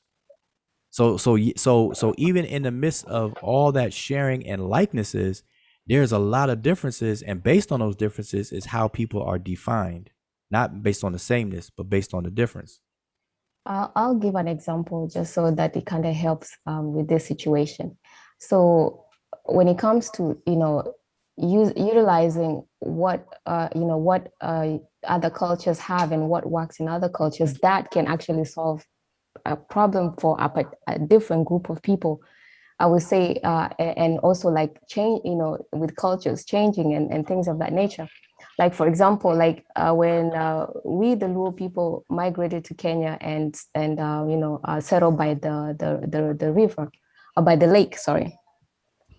So because there was other cultures and that were already there and were also settled there, and they had their own different like, let's say, different gods and deities that they use. So for the Luo people who were the pastoralists and then had to become fishermen, from settling, we started to adopt other things from those cultures that were working, like obviously the fishing was one thing that we had to learn from the other tribes. And then we also started to adopt some of their deities, obviously, because when we say deities, obviously we mean like if you're farming, you probably have some deities that are in charge of crops and things of that nature. So we'd have to, in this sense, we adopted some deities that were over the lake, and to make sure that the lake was had enough sustenance for all the people and things of that nature. So that's what we mean, but we didn't become those other people. We just adopted that because that was also going to solve a problem that we had, and that is we are settling and we need food, and the food comes via the lake, and so we adopt that, and then we adopt other things that has worked for the other tribes, and so we adopt their deities and whatnot and their mode of life, but we do not become them in that sense. So that's that's the difference that Wuja was trying to say. Like, there's a difference between taking things from cultures that and the work and bringing them into your culture to solve your problem and make them work, as opposed to just saying that you're that other culture, because or taking everything from them, and some of them don't solve your problems. I guess I'm hoping that actually helps to kind of clarify that point. Is that not the African American? Whenever you say that somebody just, isn't that the plight of the African American, like the former person that you described, like somebody taking on another people's culture? It's not taking the culture, but taking certain things. Because when you say taking on the culture encompasses a lot of things. So that's what he was trying to make a difference of. Like, we understand utilizing things, like even from ancient Egypt, utilizing things that work. Everybody does it. We have that in medicine and whatnot, but nobody's actually saying that they are becoming the ancient Egyptians. That's the difference. Like taking things that work. In the future, African Americans will be looked at as Americans. You know what I mean? Like aren't we Americans? Like, I guess it just depends on the way that you look at yourself, because you can ask some people here that's African American right now, and they will identify as American, and they want to be identified in that way. And I'm American. I'm American. So, but she was saying to the contrary, that if you assimilate to another person's culture, then you are not that. But I think that the person gets to define that. Because I could say that I'm African too, and even then I do American culture, and it will still be acceptable to some people. No, you do not define. Like a culture is a living thing. So, and you live it, if you understand. So, can I ask a question? Yeah, go ahead. I'm sorry. Due diligence. What is your definition of culture? Your definition, not a book thing or anything like that. Just asking the question. I appreciate that, because I feel like, there's two levels to it. Culture has to do with land, language, being able to protect your people, governance, and then you got the secondary level, if you ask me, which comes with like things that the cultures do, like food and clothing, music, and stuff like that.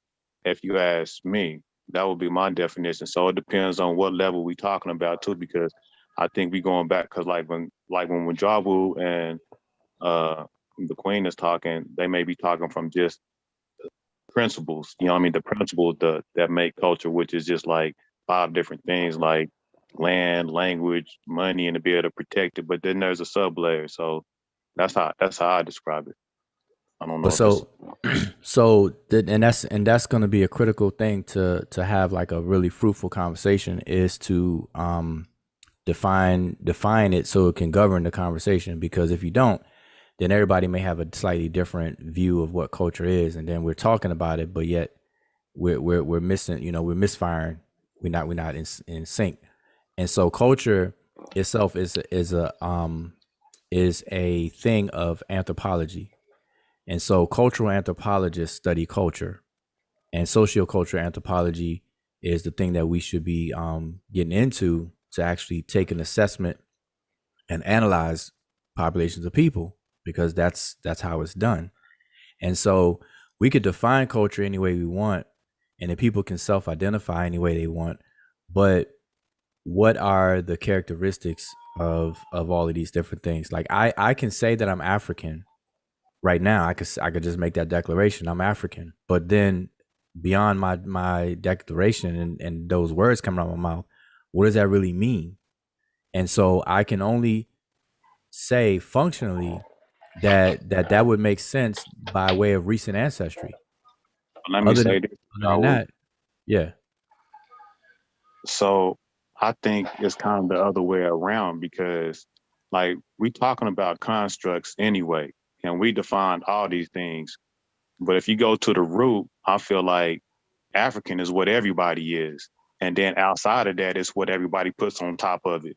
But if we have the root, like if we deal with like, you know what I mean, like evolution, you know what I'm saying? Like everybody is African, and then just turned into different, you know, sub, you know, whatever name you want to call it after that, whether you're looking at it from a national standpoint, a racial standpoint, an ethnic group standpoint. There's a lot of different, these social constructs is on top of people. And people get to determine those. But hold up, but hold on, let me just say this real quick, because it's not really the other way around, because you said everybody's African. No, everybody is human. And so everybody doesn't live on the continent of Africa. So is, am, and are present tense verbs. If I say I am African, I would be lying, because I am not in Africa. Because remember, we have to understand Africa is a geographical landmass. All right, I am not. What if I said this, Wujaru, that if the majority of your DNA is African, does that make you African? Biologically. And so we have different. We have different. I know, and so we're saying the same thing, and see, this is going to get back to for people to have an understanding of identity and the different layers of it. There's a biological conversation that we can have, but then biology doesn't define people, though. There's no group of people on planet Earth that came about because they did DNA testing to allow them in their group or exclude people from the group. Nobody did that. Nobody did that. So DNA has never defined a population of people, a functional population of people. So for us to invoke DNA in a conversation where we're talking about distinguished population of people, that is erroneous. It's invalid and it's frivolous. We can't do that. I agree, but we do need to talk about it, because you have these people with ancestry tests and they say they this much of this, and that's how they identify. No, so but it is relevant. No. Listen, no. Just because somebody brings up something doesn't mean it's relevant. So we can talk about it. So listen, DNA is very fruitful, and it's a very important study in the whole thing. But it doesn't apply. Like, for example, you would never, or I would think that you would never try to eat tomato soup with a fork. But a fork is important if you're going to have some steak and stuff. So you have to use the right tool for the right issue. And so DNA does not address this issue, but DNA in and of itself is an important thing that we could talk about. But it's irrelevant over here. It's irrelevant over here. We talking about just like that fork. We talking about how people identify, and I only brought it up to say is some people use that, whether it's be erroneous or not. I'm just bringing it up because I think the listeners might not know that that's not valid. So I agree with you. Well, that's what I'm saying. I'm letting people know that it's not valid. So if I say it's not valid, I'm not gonna then have a conversation about an invalid thing. So once I make it clear that it's invalid, and I can explain why, and I just gave an illustration of it, because no population of people define themselves based on DNA. In fact, the human genome was not mapped until 2003. So prior to 2003, nobody was identifying with none of that. Anyway, but yes, plus, we were. No, yes, not. We were African American. Before African American, we were African American. Before you say yes, we were. Let me tell you what I'm saying. What we weren't doing. We were not walking around with talking about any percentages of anything. Okay, that's what we weren't doing prior to 2003. We weren't doing that. Oh, Okay, so all right. So, but, we and so that's the point. We weren't doing any of that prior to that. We were flat blacking it all day every day. We were using African American and black all day every day, flat. all right, but y'all were we not wearing dashikis in the 60s and walking around with drums and talking about Marcus Garvey started a Go Back to Africa movement. We were talking about this, the first KME church, Prince Hall. Right. You know, we knew the population. We knew the population that we came from, and we identified with the population. Yeah, we all the Back to Africa movement. Marcus Garvey didn't start it. But still, regardless, and see, this is what we got to be careful of. Everything you said has nothing to do with what I'm saying. Like, yes, we wore dashikis. Yes, we had afro. Yes, we said it loud, black and I'm proud. Yes, we got involved with movements back to Africa and the whole nine. Yes.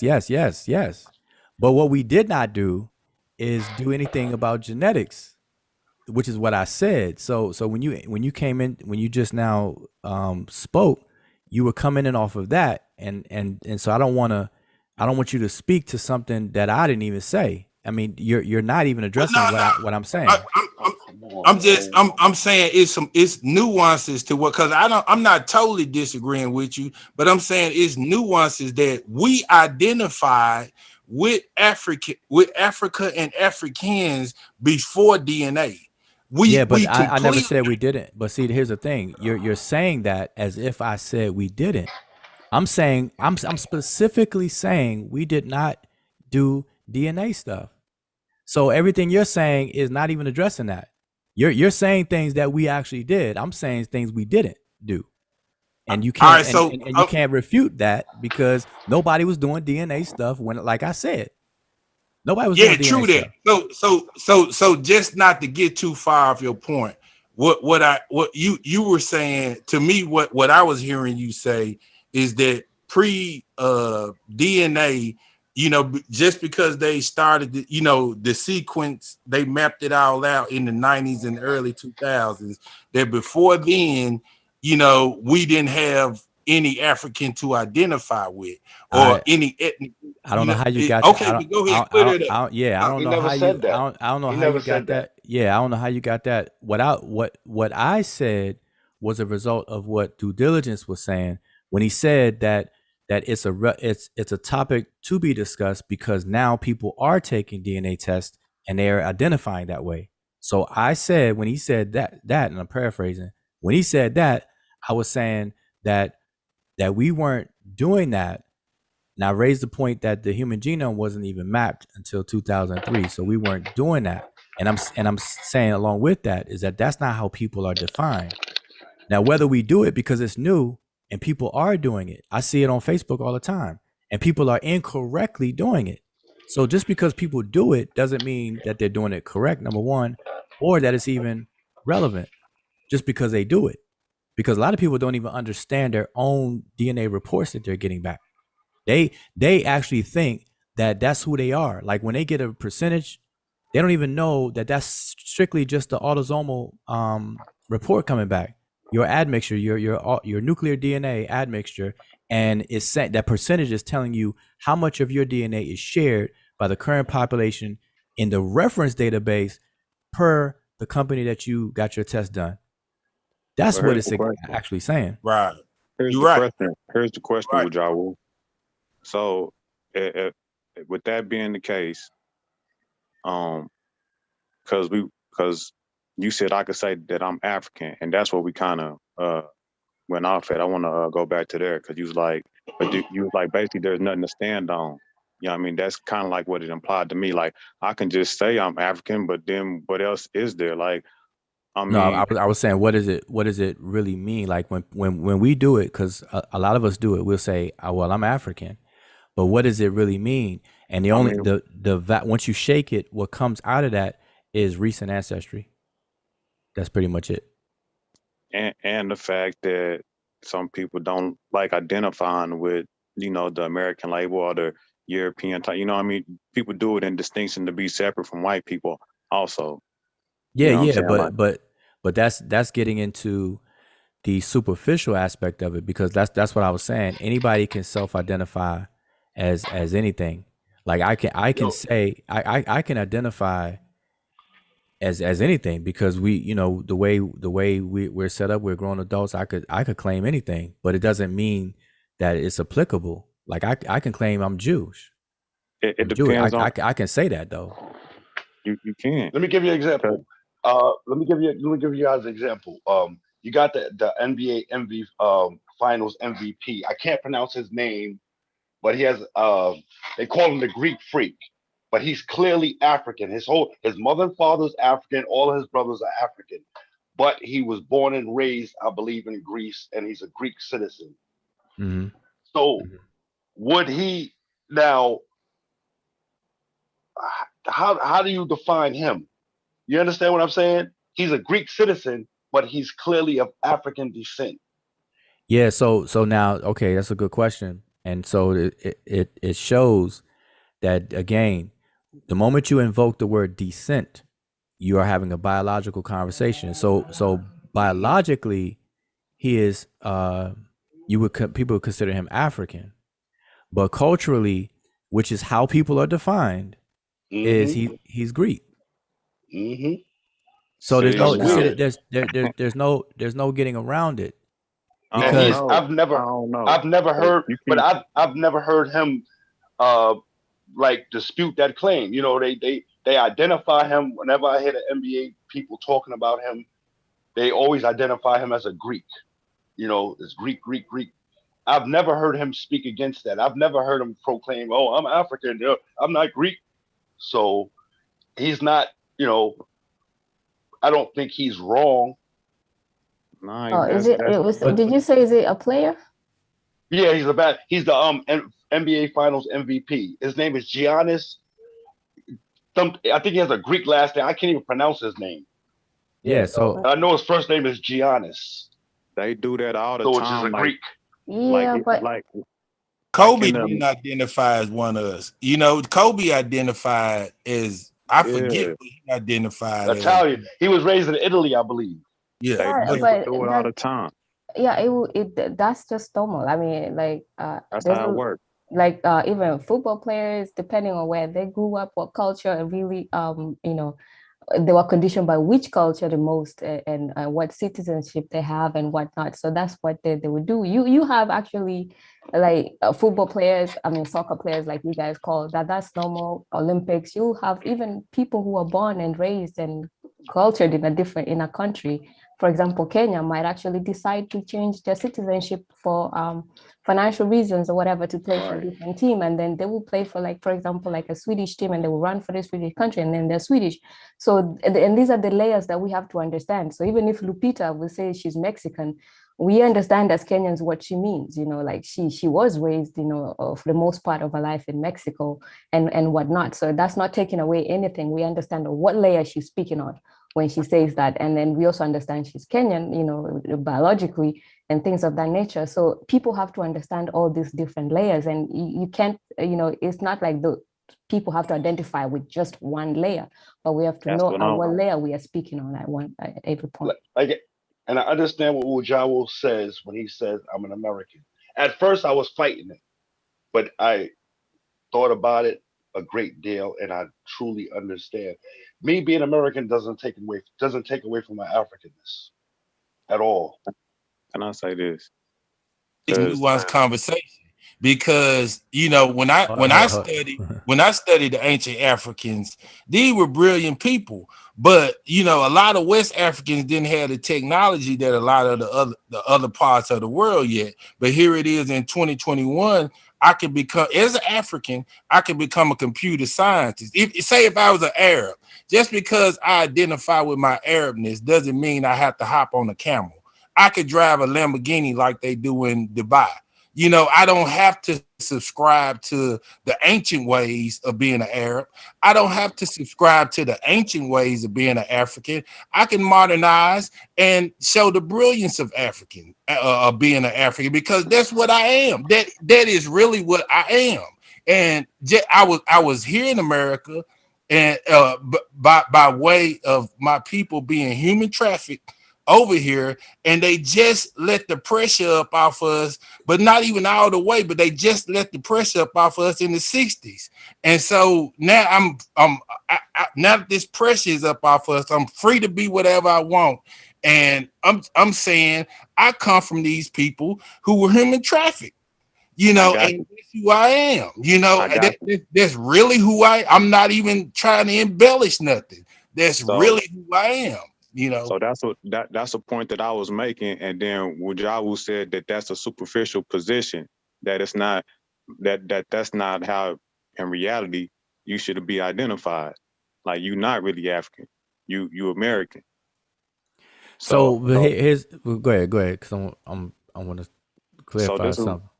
So this is what I was gonna say. I don't know if you want to clear it up first, but yeah, let me clarify because I think we're gonna keep coming back to this one point, is how are populations of people. We're not talking about individuals now, because we're not talking about a person's personality, because personality to an individual is basically what culture is to a population.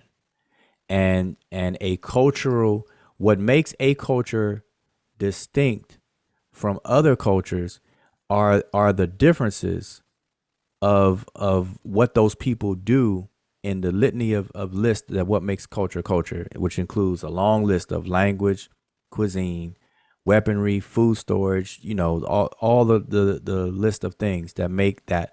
There's an interplay with all that stuff.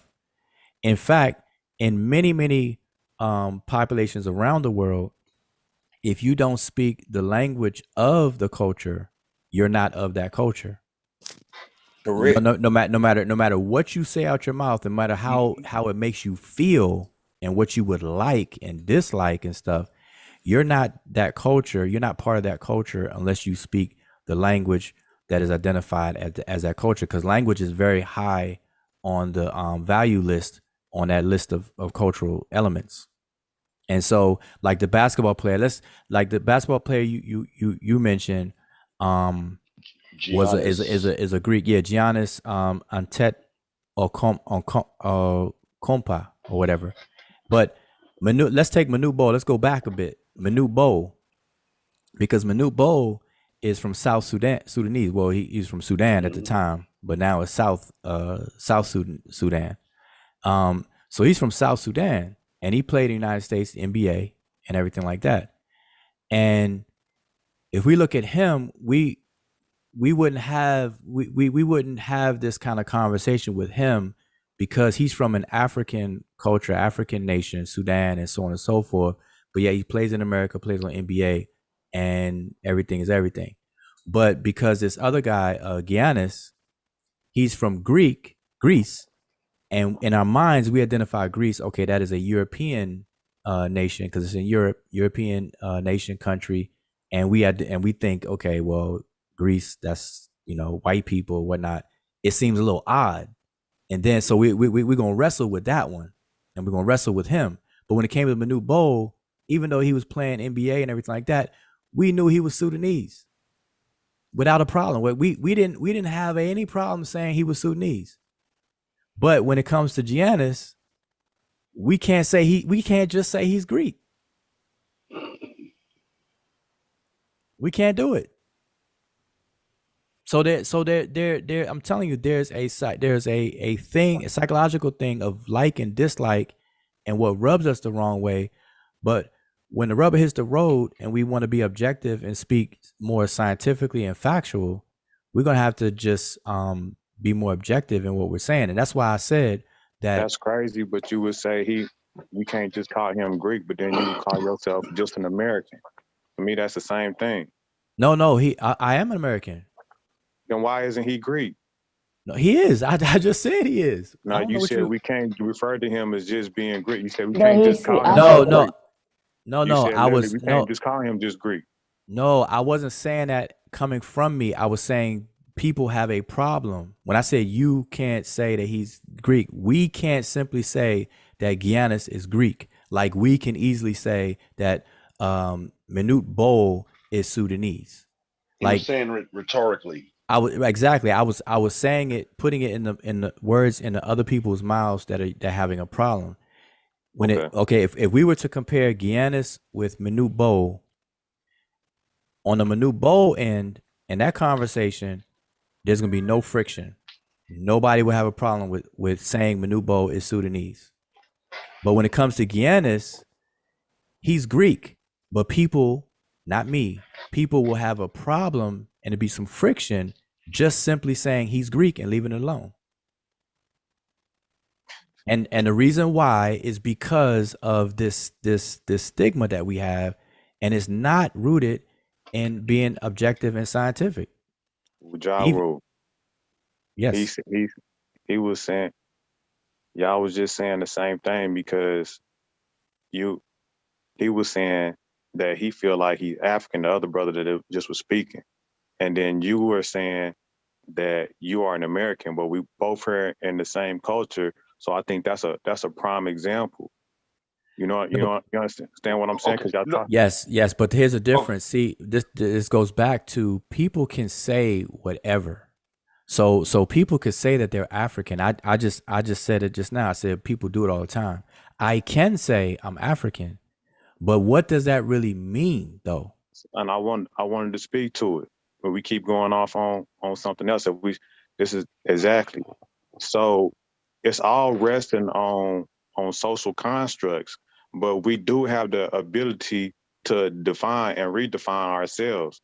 So I would say, whenever he says he's African, he's taking into consideration the pressures that happen and why he's considered American in the present. And he doesn't want to accept that. And I think he has a right to, and I think that is valid. And I think that these constructs that we place on ourselves is from a Western perspective, but we don't have to accept it and feel like it's valid, because they set that standard of what it means to be who you are, identity. You know what I'm saying? So I think it's just as valid as a position. Well, no, I am American. I'm American, and I agree with Ujawu in so much that I'm American, but I'm African also. I mean, like you. Go ahead, sorry. No, I'm just saying, and so let's not go too fast.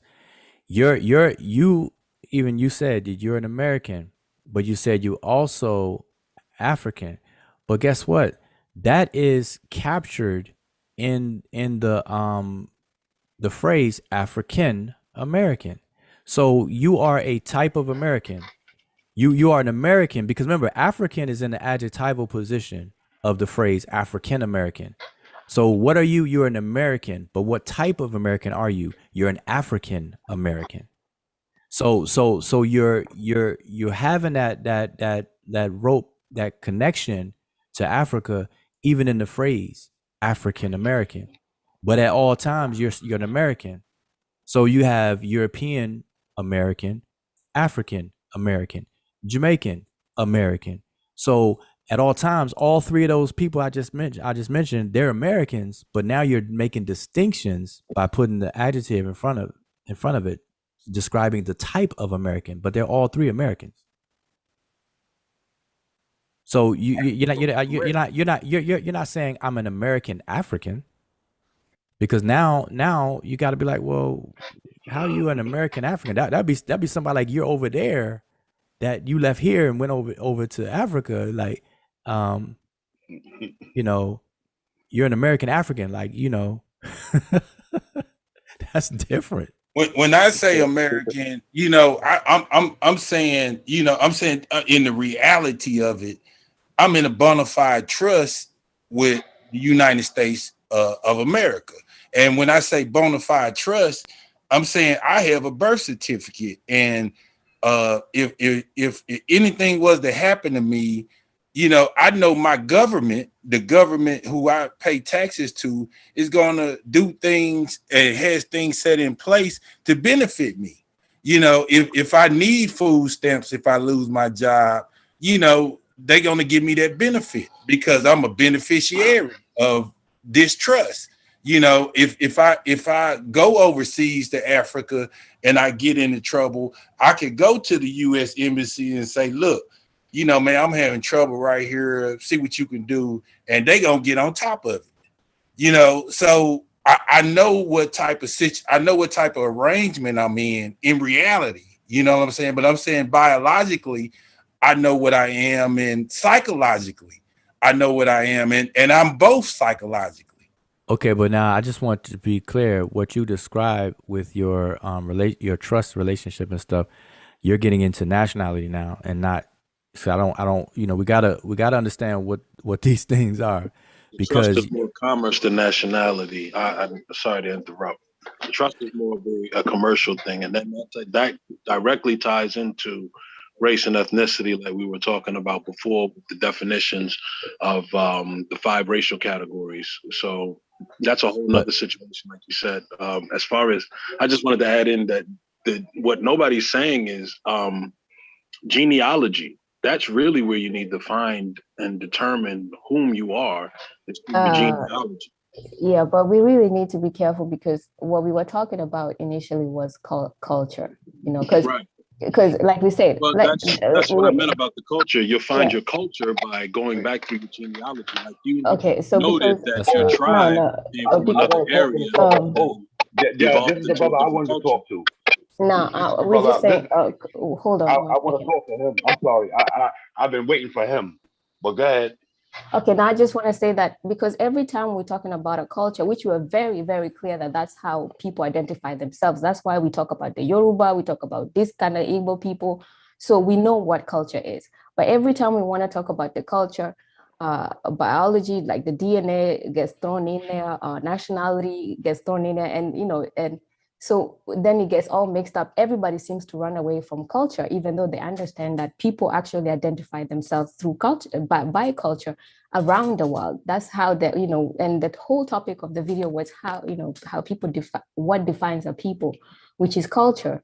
So we need to focus on the culture part, because there is also, we can also table a conversation like Ujao said, DNA has its place, that if we want to talk about nationality and all of that stuff. But I guess at some point we definitely need to talk about the different layers of identity, but we should never really mix those layers, because that's what is really happening now.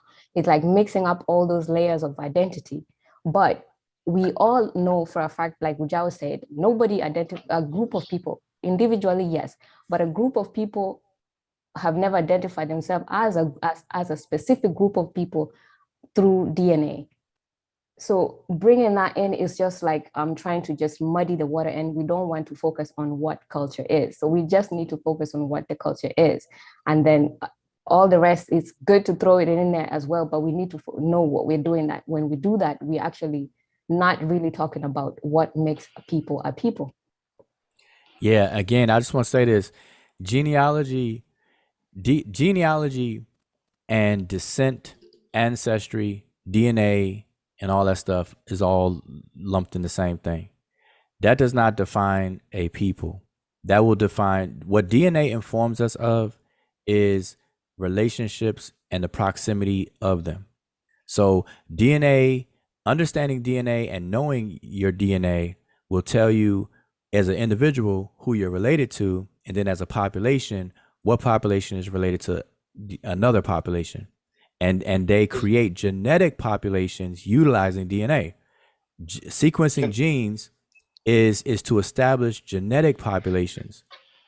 But those genetic populations does not speak to cultural populations, and cultural populations is how people define themselves and distinguish themselves. They don't define themselves and distinguish themselves based on DNA populations or genetic populations. Because like I say this all the time, in Kenya, for example, you may have one genetic population that's defined genetically as one genetic population. You find so many similarities among these people that you could define them as one singular genetic population. But guess what? The people themselves, it may be 40 distinct cultural people within that one genetic population. And culturally, they're different. They speak different languages. They do things different ways. And the whole thing that what makes culture and what makes them distinguished from one another. In Kenya, I name them a lot. The Luo, the Luha, Kikuyu, Kisi, Maasai, and so on and so forth. Those people are in proximity to each other, and they may come from the same genetic pool of people. And if they all took 23andMe DNA tests, they'll probably be lumped in the same genetic population, but these are distinct people. And that distinction is based on culture, not You genetics. know So I'm every chomping at the bit to get at the brother. You every know I'm time chomping at the bit. And you doing this on purpose, Wujawu. You doing this on purpose, but go ahead. No. I just want to drive the point home, which is what Emiket said. I say it all the time, that we cannot mix the layers of identity with each other. Like each one deserves a conversation, but we can't mix and match them. We just can't do that. Every time we do it, we're not going to get anywhere. Yeah, I'm gonna tell you for real. If they started doing identifying people by genetics and DNA across the continent, you have to scratch all kinds of all these different cultures. You know as who they are. You have that would just be scratched off. So we know that that's not how people identify themselves.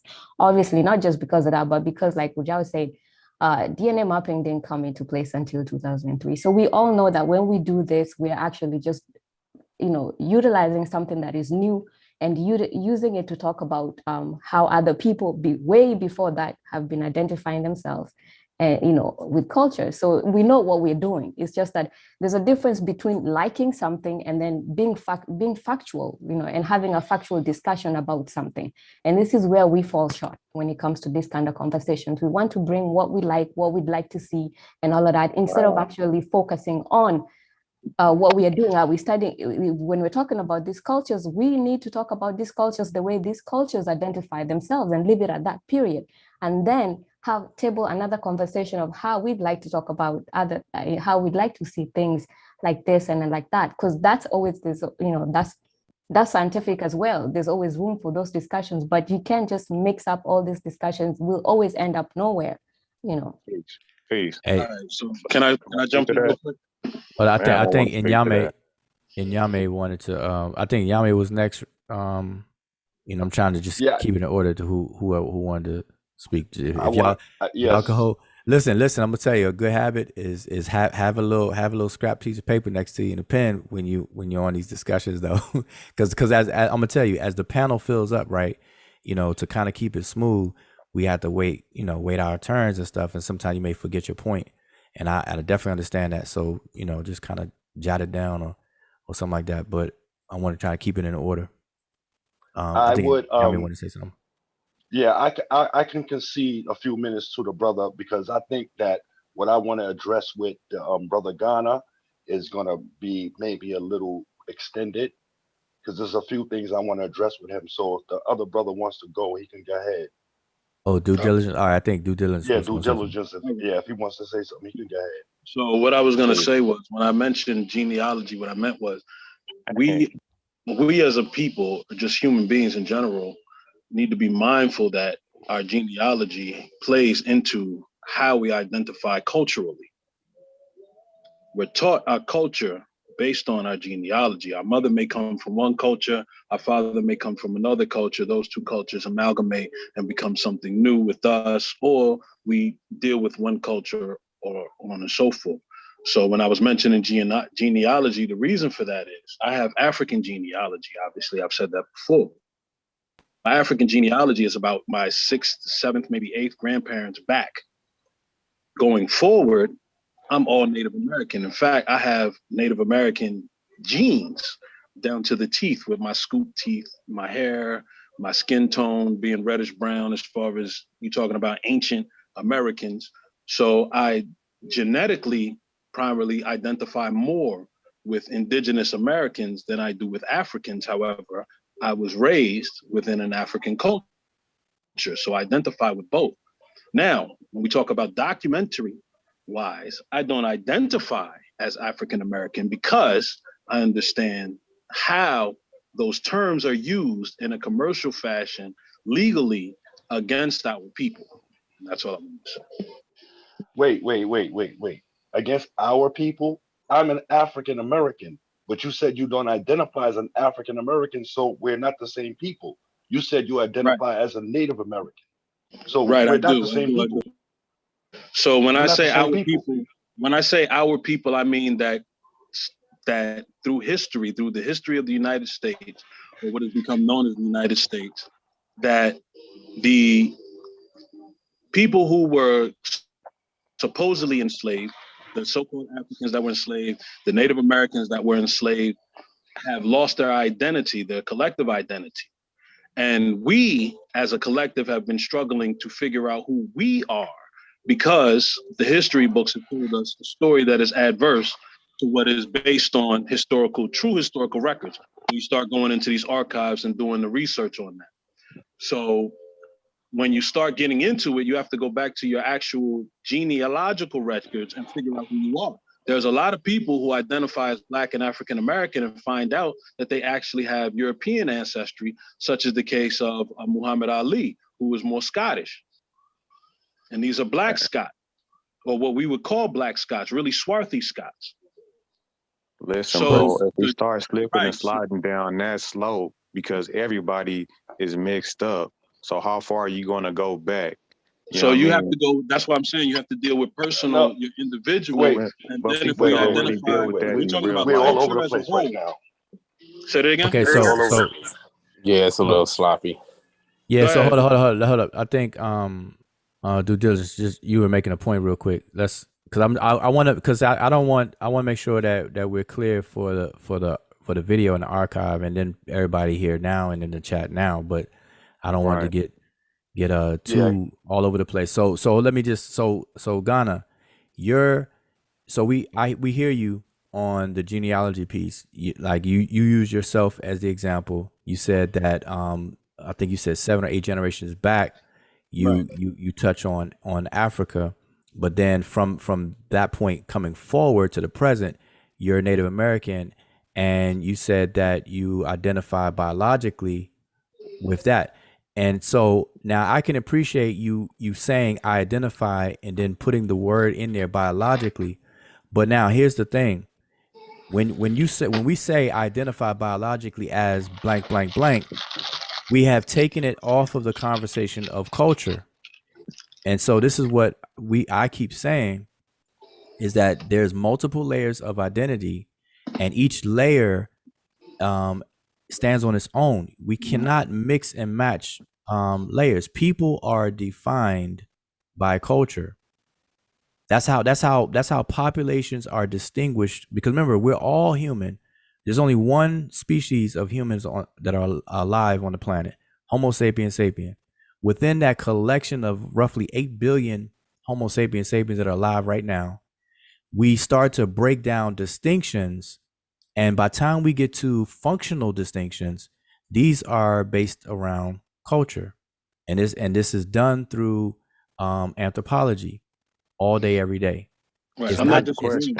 I wasn't disagreeing with that. What I was saying is that it ends up being an individual choice what culture you tend to identify based on who you are individually, and not so much as a collective.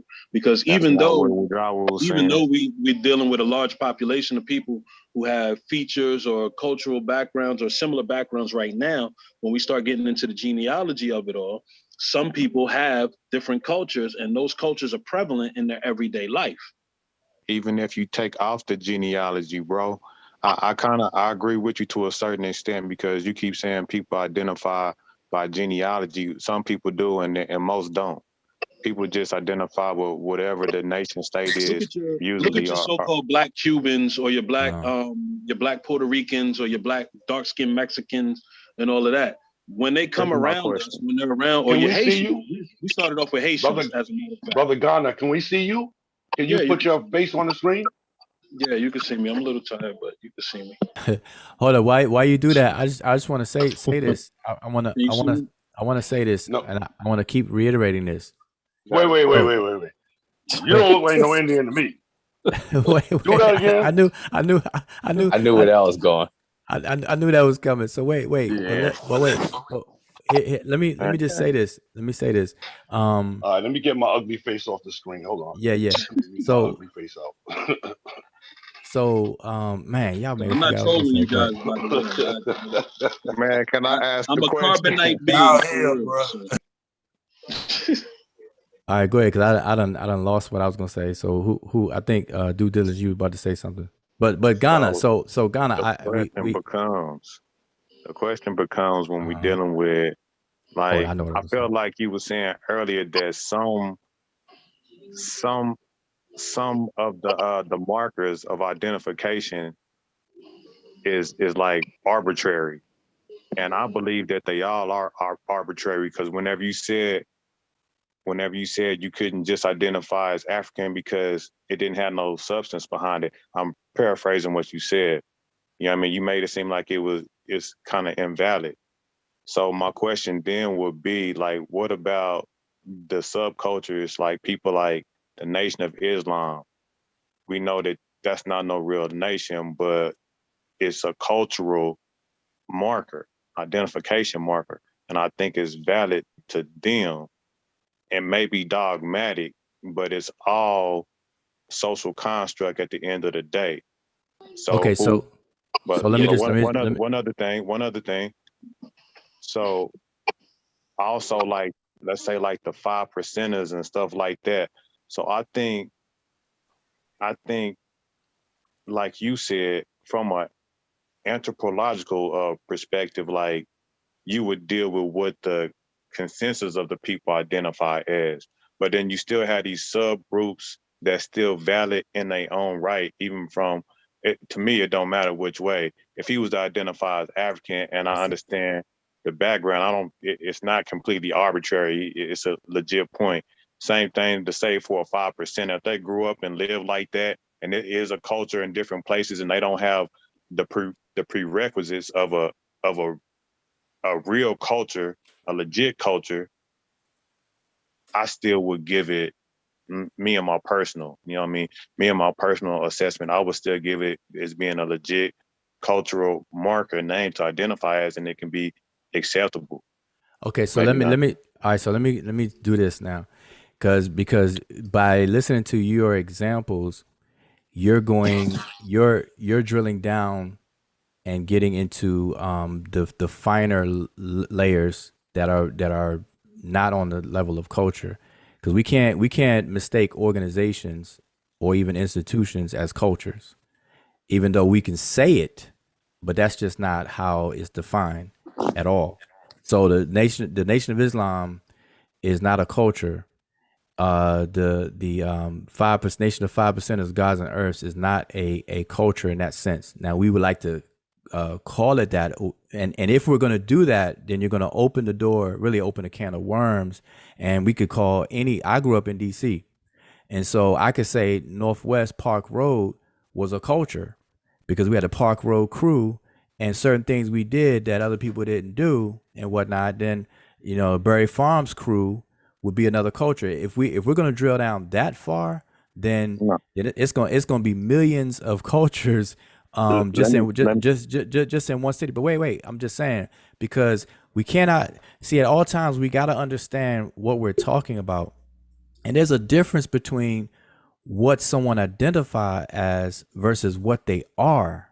And what they are is set up by the confines of the definition. And so, like, if I call a lion an elephant, I can do that, but it's not going to change the behavior and nature of the lion just because I did that. So I can swap the word lion for the word elephant all day, every day, but it's not going to change what that lion actually is and how it behaves and how it expresses itself, et cetera, et cetera.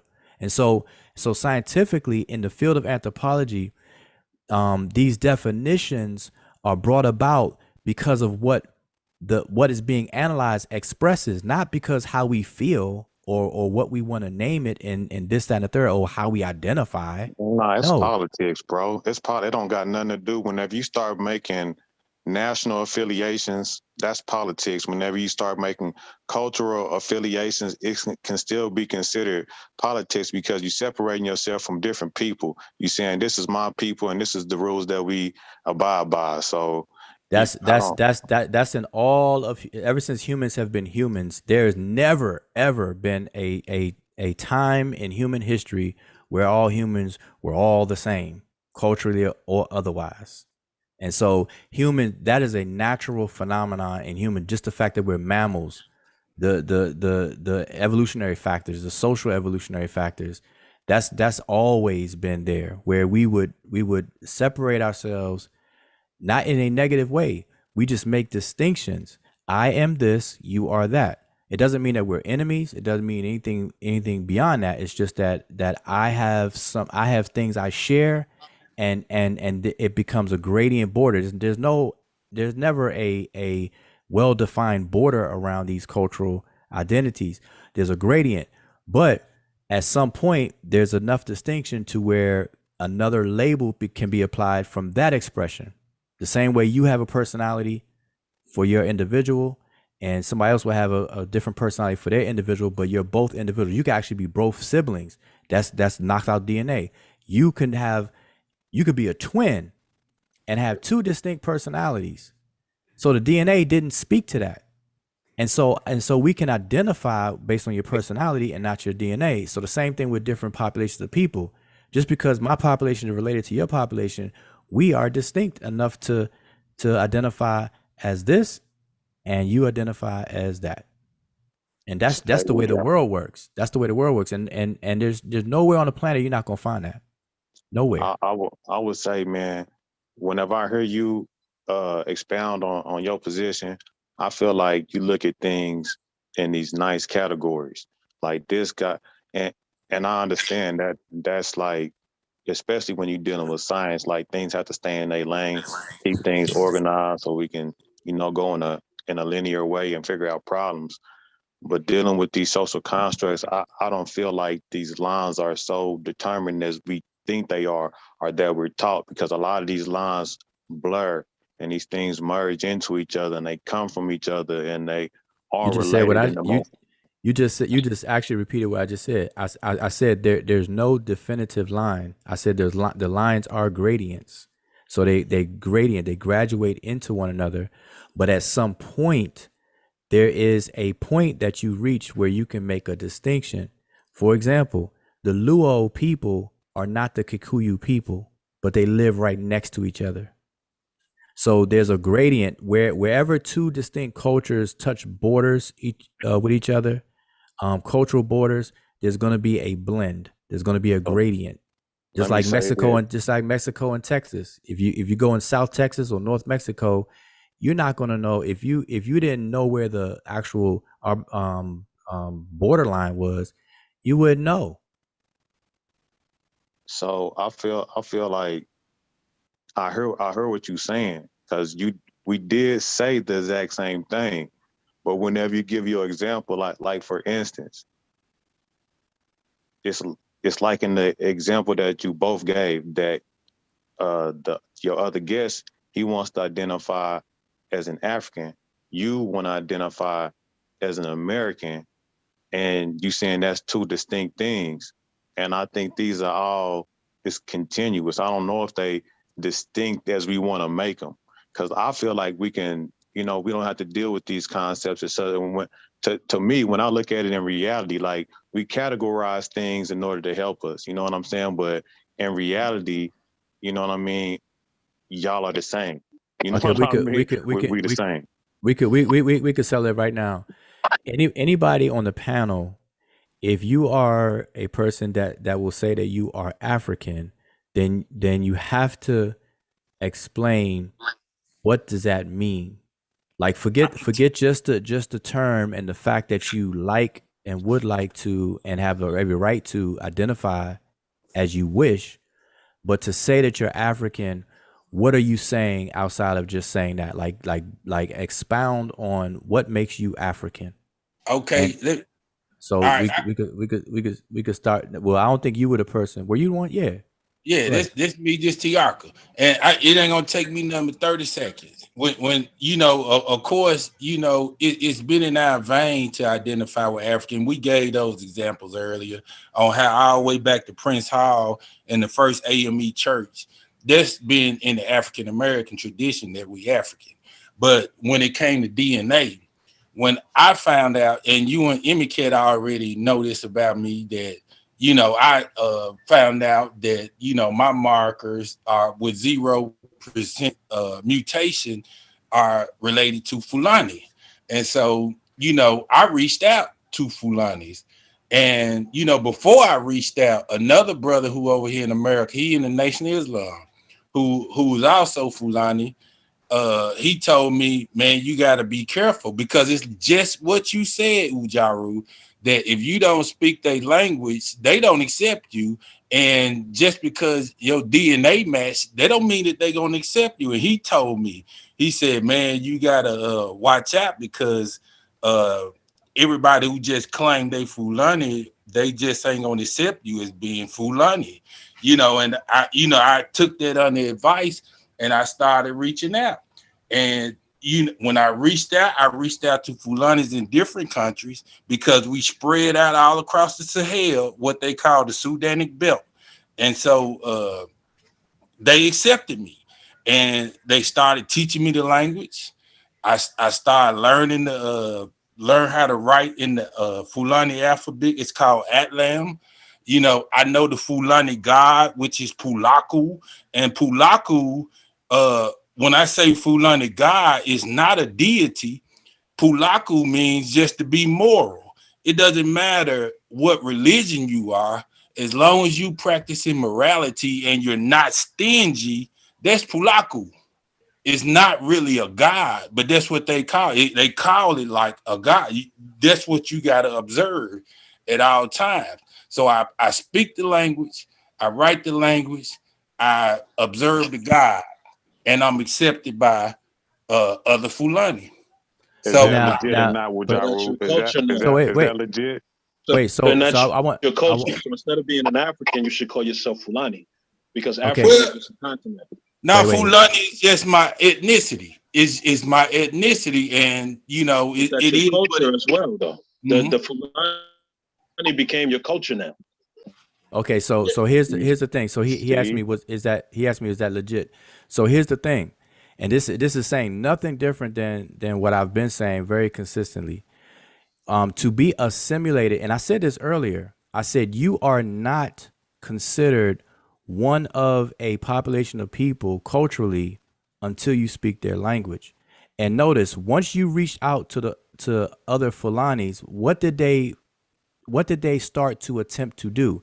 They started to cultivate you in their culture so that you could be one of them. So here's the thing. Culture is the king. Culture is king for identity. Whether we lack it, so we're the ones that struggle with it and have all these conversations about it. But other people, it's like butter. But so I just want you to notice what happened to you. And I'm speaking about Tiarka. Look at what happened. You took a DNA test and found out that you share DNA with Fulani. You started to reach out because you were told that, hey, be careful because just because your DNA is shared with them and this and that, they're not going to accept you. So what'd you do? You reached out to them, and what did they do in return? They wanted to cultivate you within their culture. So to assimilate you into their culture. That's the first thing that anybody does. Why? Because culture is king. You're not one of them until you do that. And I could show you records after records and examples after examples going all the way back to ancient Egypt, where people were not considered Egyptians, even if they were born and raised and grew up in Egypt, left, was assimilated in foreign culture, try to come back. They were not identified as or accepted as an Egyptian until they got reassimilated into Egyptian elements to be an Egyptian again, to be buried at home. So let me ask you this. Another key component. Let me just say this real quick. Another key component, and much respect to Brother Tiarka. One of the main what I wanted to say was that you put the effort in. You know what I mean? You put the effort forward to know your Fulani culture. So that's why they responded in the way they did. And much respect to you, brother, for doing what you did. Appreciate that. Appreciate it. Okay, go ahead. I'm sorry. So here's my question then. So his point was valid because he got adopted into the culture. Okay, I accept that. So not in just symbolic gesture. They are actually trying. They're actually in the process of assimilation with him by way of cultural elements. But that's fine. But I want to take something way lighter than that. Like, let's use our situation or just the, how we got to the situation as an example. So like the brother said, we have a lot of brothers that don't necessarily want to identify as American and want to say, considering everything that happened to us, I want to identify as African, even if I don't know my direct descendants, and I choose to adopt any type of traditional African system because I feel like, and from the evidence that I looked at, that I know I'm not European, I know I'm not American, I know I'm not African American. It was a label, all these labels was placed on us. Does that person that says that they're African in that manner, what about that position? Because I feel like we got a lot of people that do that, gravitate, and I feel like it's valid. But if you come from a scholastic standpoint, what's accepted, it may not be valid in that manner. But for me, and I guess maybe it's just personal, but I would still deem that a valid position to hold. I mean, what else do you got? Well, so now you're speaking to something slightly different because that's why I put on I typed on my little whiteboard thing. We get into wants, likes, and dislikes. I don't want to identify as American, therefore blank blank blank. And so this. See, culture is not something that you identify with. Culture is something that you are. Like, culture is something that is lived. It's not something that you can declare and just say, I want. Culture exudes from you and your shared population. So that's why I said early on in the conversation, I said I can declare, just because I like how Jews get down in banking and stuff like that, I can like Jews and declare myself a Jew. I want to be a Jew, so therefore I am a Jew. No. Am I a Jew? Am I living that? Whatever defines a Jew, am I living that? Am I that? And that's the thing. So we are American, even if we don't like what America could represent and this, that, and the third. It is what we are by the fact of the interplay of all of the elements of how we behave, our worldviews, and so on and so forth, because it's molded by the pressure of us even being here in these circumstances. So we can dislike it all day long and want to run from it and say, okay, I want to be African all day long. But that's why I asked, what does it mean to be African? Africa is a large landmass. And we only kind of talk like that. Only us African Americans really have the hardest time to struggle with this, because it's 54 countries in Africa in terms of nationalities. Then you got many ethnic groups and everything. So you got multiple layers of identity.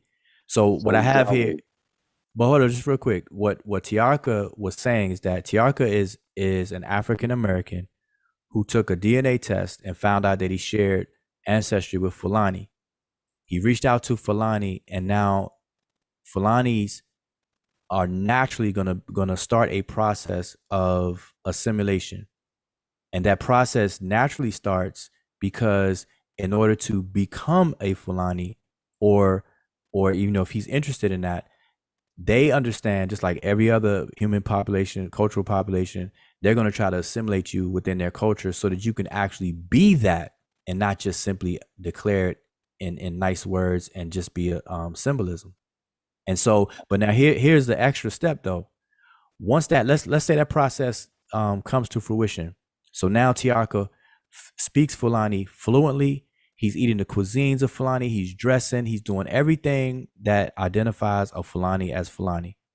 Now, but if he stays here in America, though, and does the exact same things he's doing right now, then how useful or effective would that adoption of Fulani culture be here? As opposed to operating at your full potential and effectiveness with whatever comes about through the pressures here. So unless you move over there. No, that's where the comprehension of race and ethnicity in the United States and actually on a global level comes into play, because those things it's actually race and ethnicity is a global standard. based on education standards, the iPads in particular. So once he assimilates into that culture, if he comes over here having knowledge of how this system wants, if he wants that preferred status, what he's going to choose is white, because sub-Saharan Sudan was actually North Africa at one point in time. So that would make him technically white or Caucasian. Oxford Dictionary defines it as white. If Fulani is white, I swear to God. So you understand what I'm saying then? So you let's be careful with how we mix up stuff, because when you're talking about when he becomes Fulani, that's that he gets accepted into that particular group of people. He becomes of that culture. Now, when he comes back to America, you can say that he's going to be identifying as white, because that's now that you're jumping from a cultural point to a national point. Until he becomes from what country are we talking about? Who was it again? Well, that's self-determination, and that's what the race and ethnicity standards are based on. No, we're talking about no, because he has to use a citizenship. So now you're jumping from a cultural. Has nothing to do with how you self-identify. Yeah, no matter listen. Whenever you said that he switched countries and he became white, that's a national. Yeah, that's a national. So that's why you can make political, but it's not necessarily tied to your national status. Whatever nation you're in, your race and ethnicity will follow you, but it's based on self-determination. And in the absence thereof, then somebody can look at you and make a determination. So just looking at you, they can say whatever they want. No, but wait. Here's the thing. So, because again, what we're doing is we're mixing the different layers of identity. So all of this falls on identity. And so what a person, anyone in a North African country from actually North Sudan, all the way wrapped around the north of Africa, all the way over to Mauritania or whatever that last country is over there towards West Africa. Anyone coming from any of those countries coming to the United States, according to the census records, they direct you to put down that you are white. Okay, and that goes back to the Great White Race and how they divided the continents up in terms of superficially putting the Great White Race, and then you have the Negroids, Mongoloid, or yellow. So they had the white, the black, the yellow, and the gray. You're talking about the races of men, that 1856 book, I think it was. Yeah, well, exactly, and so that is still permeated in even how the census is kept here in America. Well, no, you're wrong. You're wrong. The census is based off of race and ethnicity standards, which is the standard form 181, which is administered by the government service authorities and is specifically used by the Office of Management and Budget. And then the other institution that deals with it is the IPEDS, which is the Integrated Post-Education Data Systems. And they deal with that on every level all throughout the world. So when you find race and ethnicity standards anywhere in the globe, especially in regards to education, that's what you're going to find are those definitions and those instructions. And that's based on SF 181 and the iPads. And you can Google that. Okay, so what you just said did not refute or negate anything I said, because what I'm saying is that on the continent of Africa, and what time is it? Because I'll start pulling up some sources, because nobody's pulling up anything, defining anything, showing anything. And if I have to, I will. But my point though is that there are certain list of African countries that if a citizen of those countries come over to the United States and become a citizen or fill out a census form, they are directed to put down white. That's what I'm saying. And so what you're saying, well, everything that you just said about the form and the iPad and stuff like that didn't negate anything I said. You're just actually. I agree talking with that about, point. I was just saying you were saying you were coupling it to something else, and I kind of forgot what it was that you said that made me. No. All I was arguing against nothing, bro. That's right. Wait. It's all good. You know, we do that sometimes. But listen, all I was coupling it with was the backstory of how that what do you call it? The residual backstory of that. They separated the people and called the people in Europe and in Northern Africa the Great White Race, and they separated from the Sahara. They used the Sahara as a divider from Super Sahara up towards Europe was the great white race, and it's the only race that's called great. Everything else is just the color. So you had the yellow over there to the east, black to the south, and red over there to the west. That's how they did. That's how they did way before iPad even came about and all that kind of stuff. None of that stuff existed. I'm gonna say this, and then I'm about to get up out of here. I'm gonna say peace to y'all.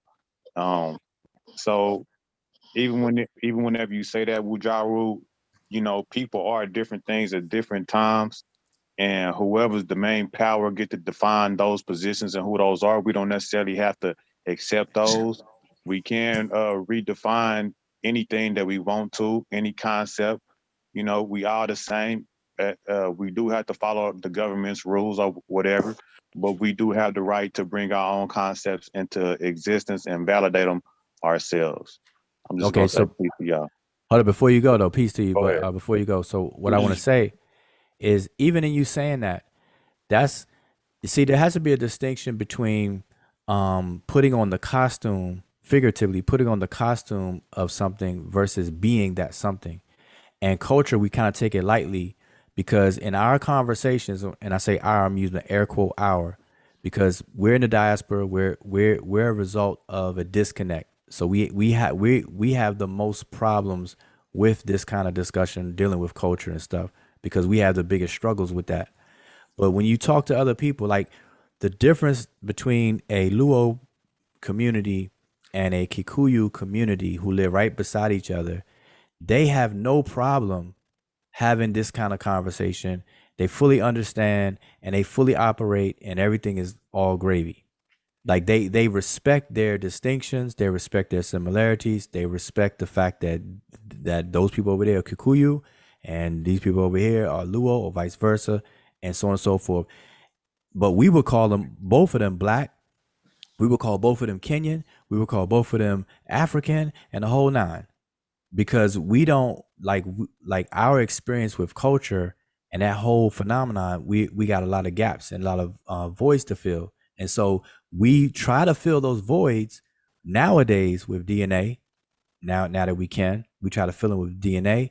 We try to fill it with the social construct of race, and we convert it. We blend all those stuff, and we do it to our own detriment. We're never gonna really fully grasp it until we let that go.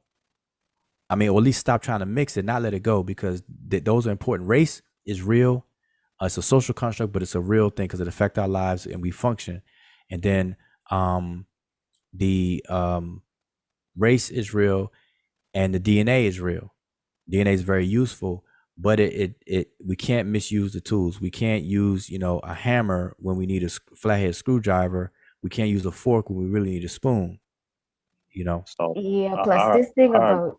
Oh, go ahead.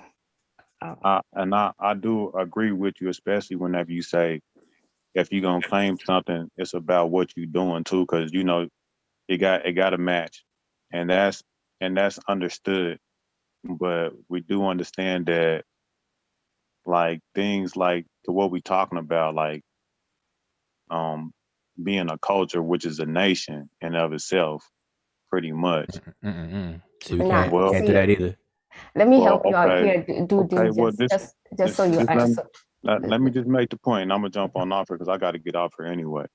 Okay, but before you go, I'd like to help you out one more time. Hopefully, we'll help out. All right. So, I lost my train of thought. Oh, sorry about that, but yeah, continue.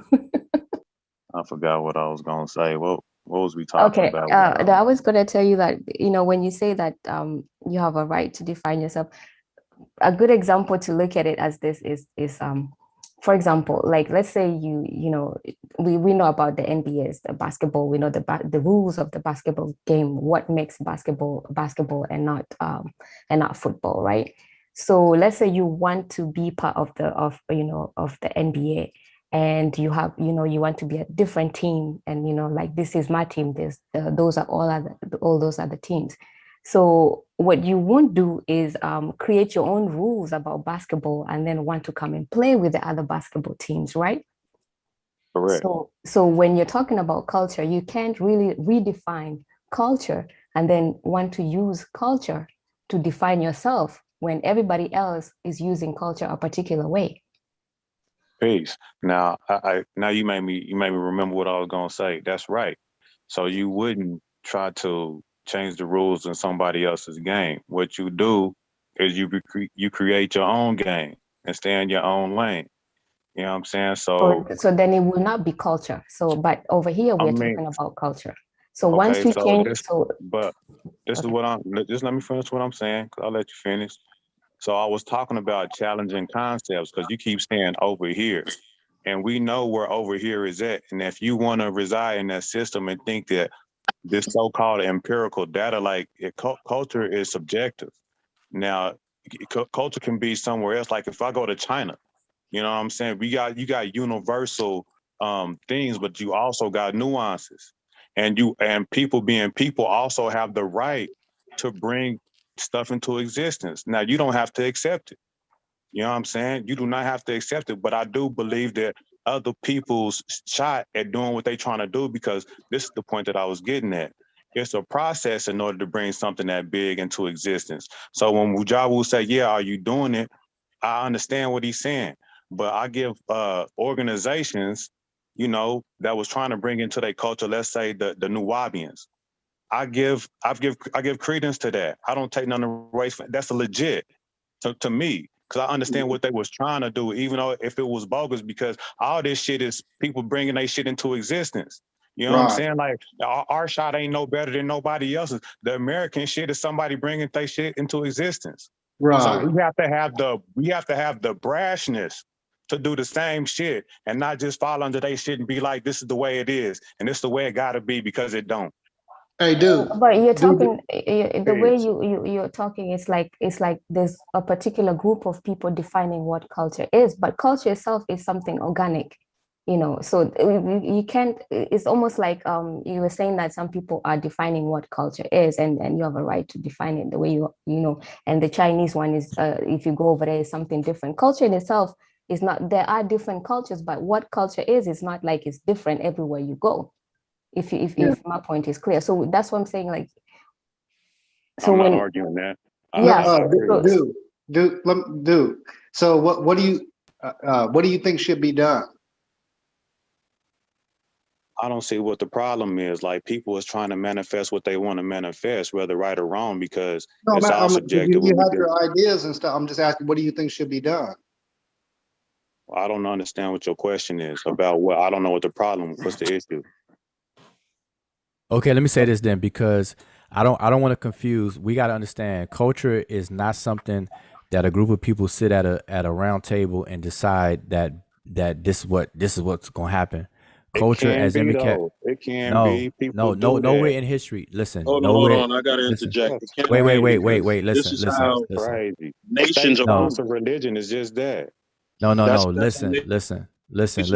We have to have understanding. That's why next time I'm gonna have this conversation, I'm gonna require people to we're gonna have to start citing the study on this, because we could just have a willy-nilly conversation and just define things all over the place and however we want. But culture is something that is organically comes about by way of something.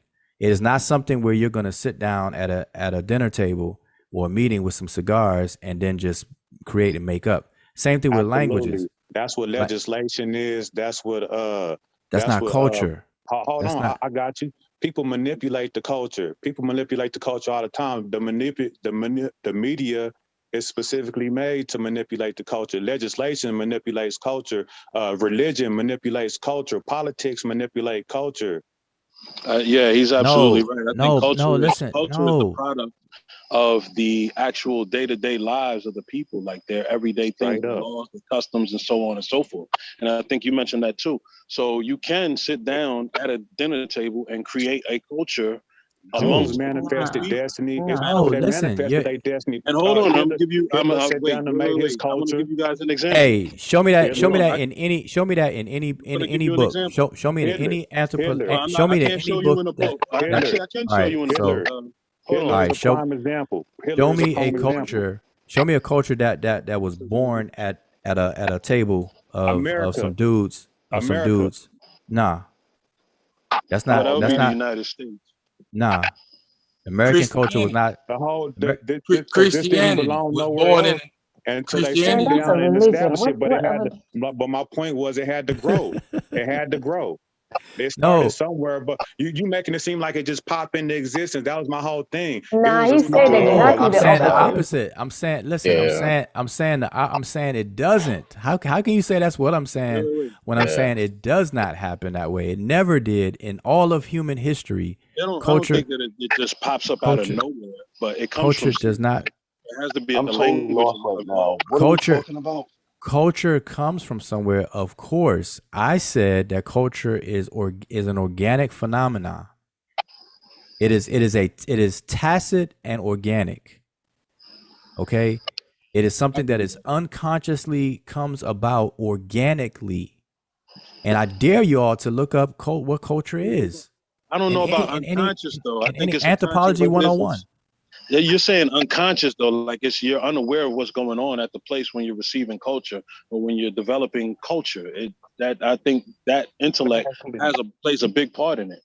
No, what I'm saying is that what becomes culture conscious. It is two different things, Wujawu. You talking about like traditionally, like back in the day. No. Nah, tradition and No. culture are different. He already Talking explained about, that when I as say well. traditionally, I'm talking about in man, we going backwards. antiquity. I'm talking about in time. I'm talking about I'm not All talking right. about tradition. I'm talking about back in the days, it was organic like that. But I'm talking about here in the present and the last 100, 200 years, you have people manipulating the culture with eugenics, with population control, with Manipulating the media. culture and the That's culture not- itself existing are two different things. we're The starting to culture go has into to that be there nonsense. Yo, for you to Mujo, you probably got manipulate to it. end the show now, man.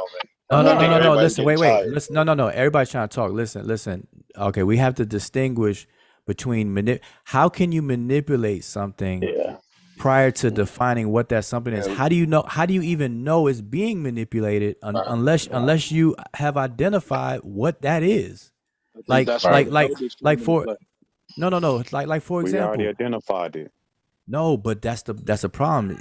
No, you're saying cultures are manipulated. In order to Can be. detect a manipulation, you have to first know what it is. So you have to have a snapshot before and after to know that So okay, you've the never after read is Chomsky? manipulated. So Wait, you don't. wait. So I know you mess with Chomsky. So I know what you not. What are you talking about? You know Chomsky's work. Of course, Come on, but Chomsky. this And but this is what I'm Come on, saying. Chomsky. He No, speaks but directly about people manipulating culture.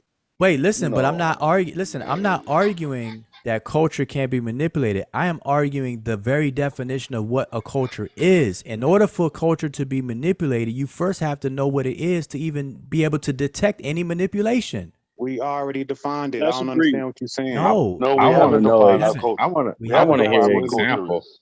I want to Ask hear me an at the example. beginning. I No, but we specifically have gotten defined over it, and to some nobody eugenics even and all challenged this it, other. and we moved We forward from can't there. even Now do we're that, talking about man. defining it again. No. I want to hear an I'm saying. example how you What the manipulate hell? a culture. So.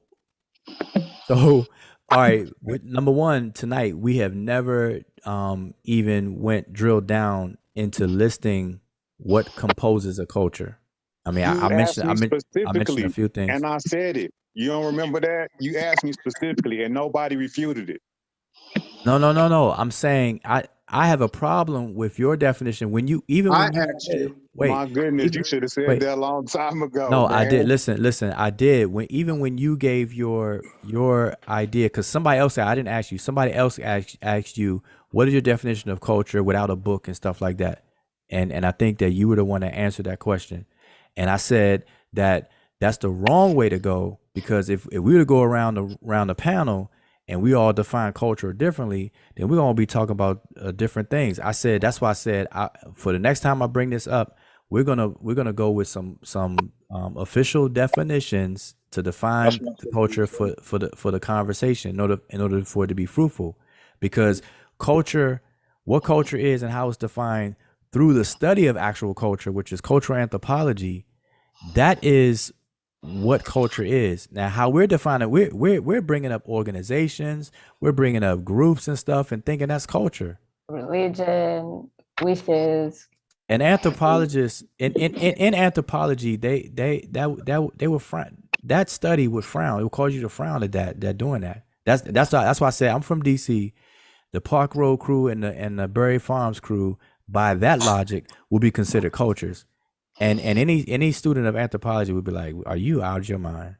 I mean, that is culture not in itself culture. deals with agriculture, but You said culture is. What you say? culture in itself deals with agriculture or the growing of something, including in a medical sense, if you're talking about growing, culturing, microorganisms. But Well, no. figuratively, No. The word culture in its literal sense had those two had those two senses, but it's used in a figurative in a figurative way. It's actually carried over and overlaid because culture is the result of that happening to people.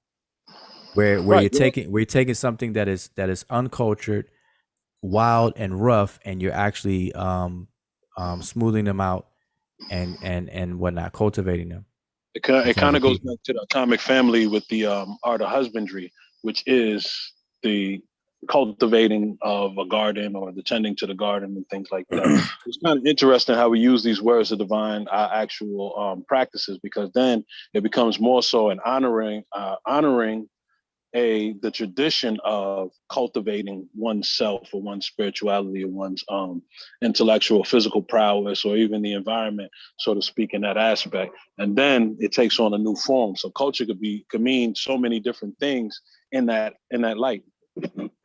Well, a lot of words can mean many things, but when we haven't, obviously when we have a discussion and trying to move, progress in the discussion, we have to define terms at the beginning of the conversation that will govern, at least key terms that's going to govern it. And culture, if we're going to talk about culture is definitely a word that we would need to define at the beginning and then allow that to govern the rest of the conversation.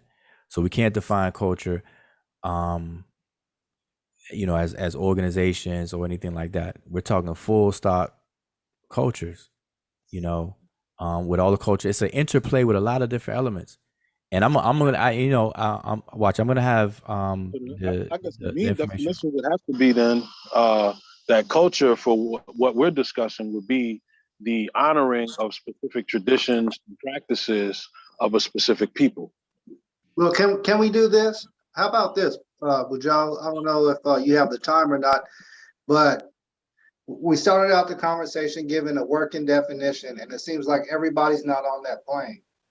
So, and you mentioned that we would have to do this again in order, what you call a working definition, right? Yes. So how long would that take? I mean, is that outside your realm of time? Because it seems like we really need that. No, I mean, I right. think I I'm get saying it, but no. That's not outside the realm of time or anything. We could do that tomorrow or whatever. So that's not. We could have done it tonight. I'm saying, but see, I don't want to see like one of you all could actually look up culture. Pick any anthropology. You're gonna find the good definitions. I gave mine, and I'm standing on mine. Understand?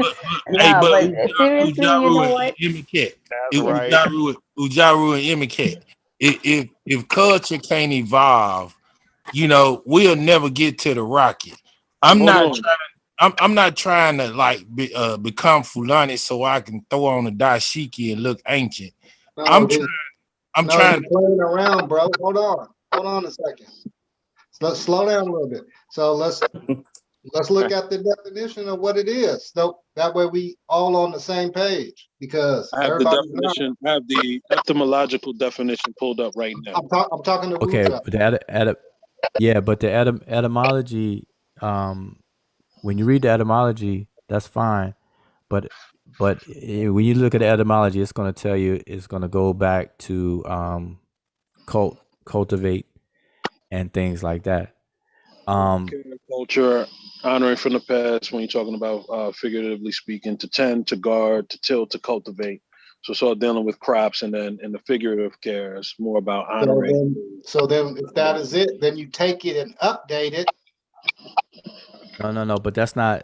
I'm saying etymology is always good to see the history of word and how the the semantic scope change, if anything. See, So wait. So let's later? all right. So hold up. No, but let's do this. Since brought up etymology, let's go from the history of the word and how the word applies now.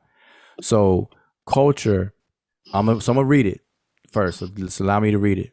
Culture is from the Indo-European base quell. It denoted primarily to move around or turn. It is the source of the English word cycle and wheel. All right, that Indo-European base quell is the source of the English word cycle and wheel because it deals with moving and turning around. By metaphorical extension, it came to signify to be busy, which later branched out in two semantic directions: one inhabiting a place, and the other making a wild place suitable for crops. These are both channeled into Latin colere, which meant inhabit or cultivate, and also worship. The notion of inhabiting, that part of it, is reflected in the descent word colony.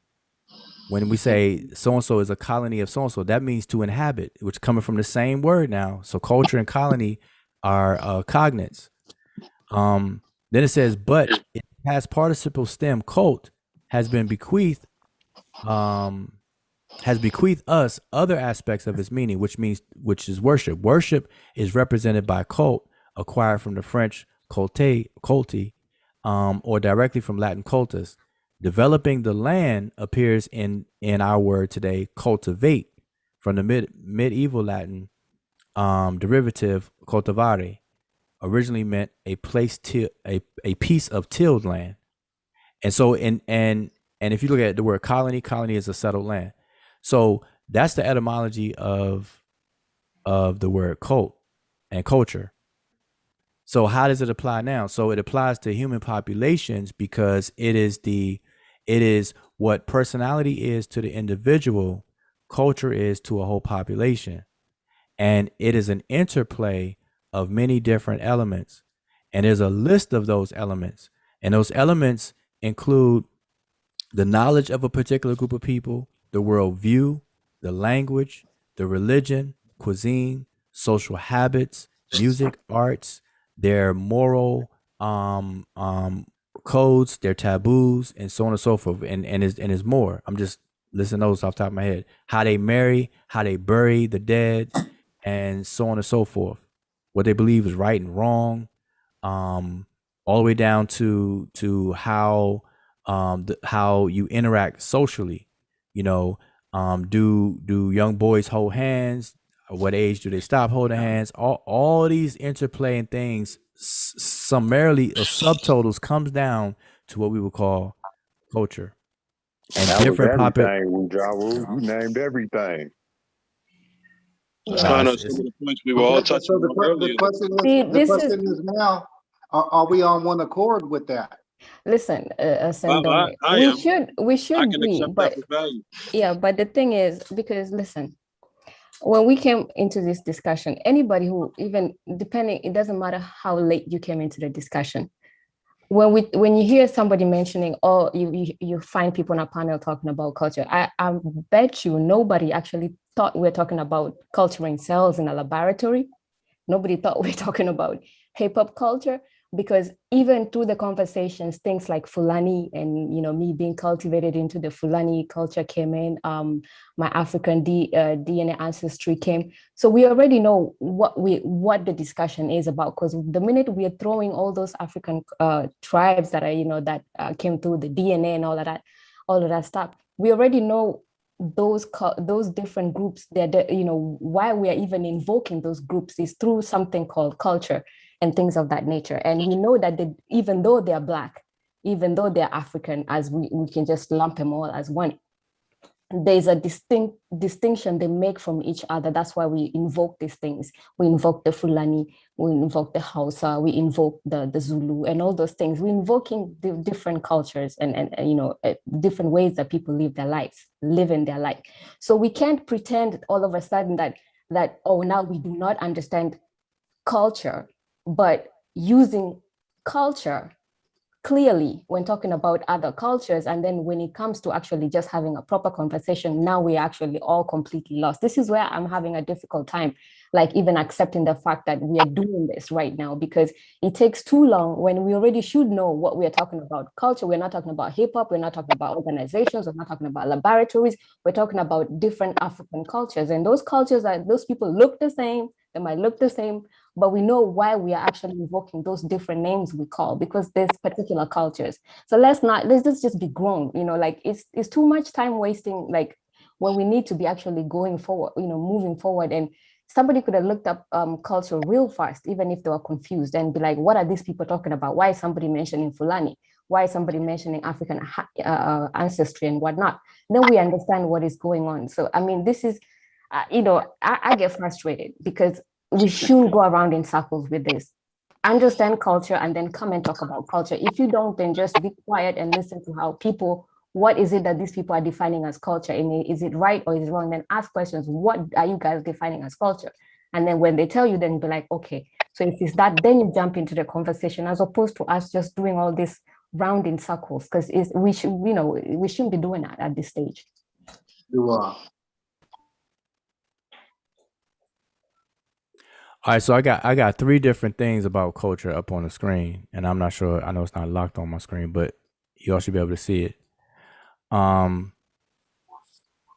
well, excuse me. These are from, and they're saying roughly the same thing, but it's from 3 different places. And so culture is the characteristics and knowledge of a particular group of people, encompassing language, religion, cuisine, social habits, music, and arts. Culture encompasses religion, food, what we wear, how we wear it, our language, marriage, music, what we believe is right or wrong, how we sit at a table, how we greet visitors, how we behave with loved ones, and a million other things. Culture as defined as shared patterns of behaviors and interactions, cognitive constructs, and understanding that are learned by socialization. Thus, it can be seen as the growth of a group identity fostered by social patterns unique to the group. All right. And so again, this is saying that there's a list of things that take place, that phenomena that happens among a human population of people that there becomes an interplay of those things. And it starts to set forth a pattern, and this pattern can be recognized as what we call culture. And for this population of people, their pattern may be distinguished from another population of people's pattern, and that pattern is a result of an interplay of the same things, but their interplay is different. Because all humans eat, but different cultures have different cuisines, but yet we do share the act of eating. So what we eat, what is available to us in our geographic location in terms of food resources and so on and so forth, will pressure and dictate the cuisine. But yet we, like every other human, need to eat. So eating itself is a shared human universal, but what we eat and how we prepare it will become culturally independent. And so we have to understand that we have to know the difference between the list of items that compose culture, but then what culture ends up being is the interplay of those that forms a distinct pattern, identifiable pattern. So the Fulani have a different pattern than, let's say, the Dinka. But the Fulani and the Dinka are going to do things because both the Fulani and the Dinka are both human beings. I mean, human populations. But how they do in the interplay of what they do is gonna project or express a certain pattern that's distinct from what the Dinka express, and we call that culture. And it's just like that. So if you get assimilated and behave and exude all the things and that interplay of that pattern, then you become of that culture, one part and parcel of that culture, and that's it. Now Yeah, I was wrong. I could look over at another culture, and I can like what they do. I could like that interplay and like the pattern that I see. And from over here, I could declare, hey, because I like it, I could be like, I'm one of them.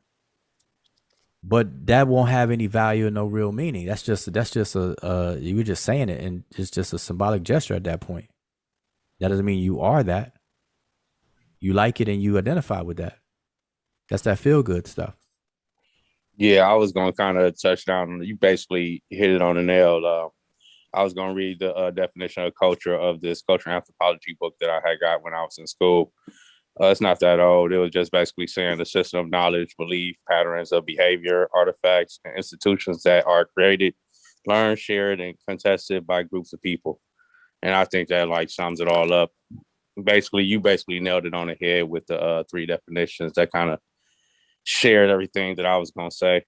But yeah, I think trying to, and I do every time I hear you, Ujawa, you be trying to like explain it, but everybody, we want to go their own different directions on defining what are we going to be debating about, and everybody always end up all over the place instead of sticking to the topic. So yeah, I do think that is very, very important. Well, we should, to I guess to my mistake is that I should have started with these 3 and just left it and kind of kept it confined to these 3. That's why I said that, we're going to talk about this. I'm going to bring this up again and kind of streamline the conversation to at least try to make some progress with it, because my whole point is that we really have to begin to have these conversations in a forward movement instead of in a circular thing, because Right. we're always interjecting DNA in the conversations, race in the conversations, and things that really don't apply. And I definitely understand why we do it, but it doesn't mean that it should be done, or even that it should that it's the it don't create problems. And it actually does. It creates problems. We want to go DNA route. We want to go race route, because we're not rooted in the knowledge of culture as a phenomena, as a human phenomena. And I know why that is, because we are generationally of void of culture. Like we're unique, and this is something we just got to accept.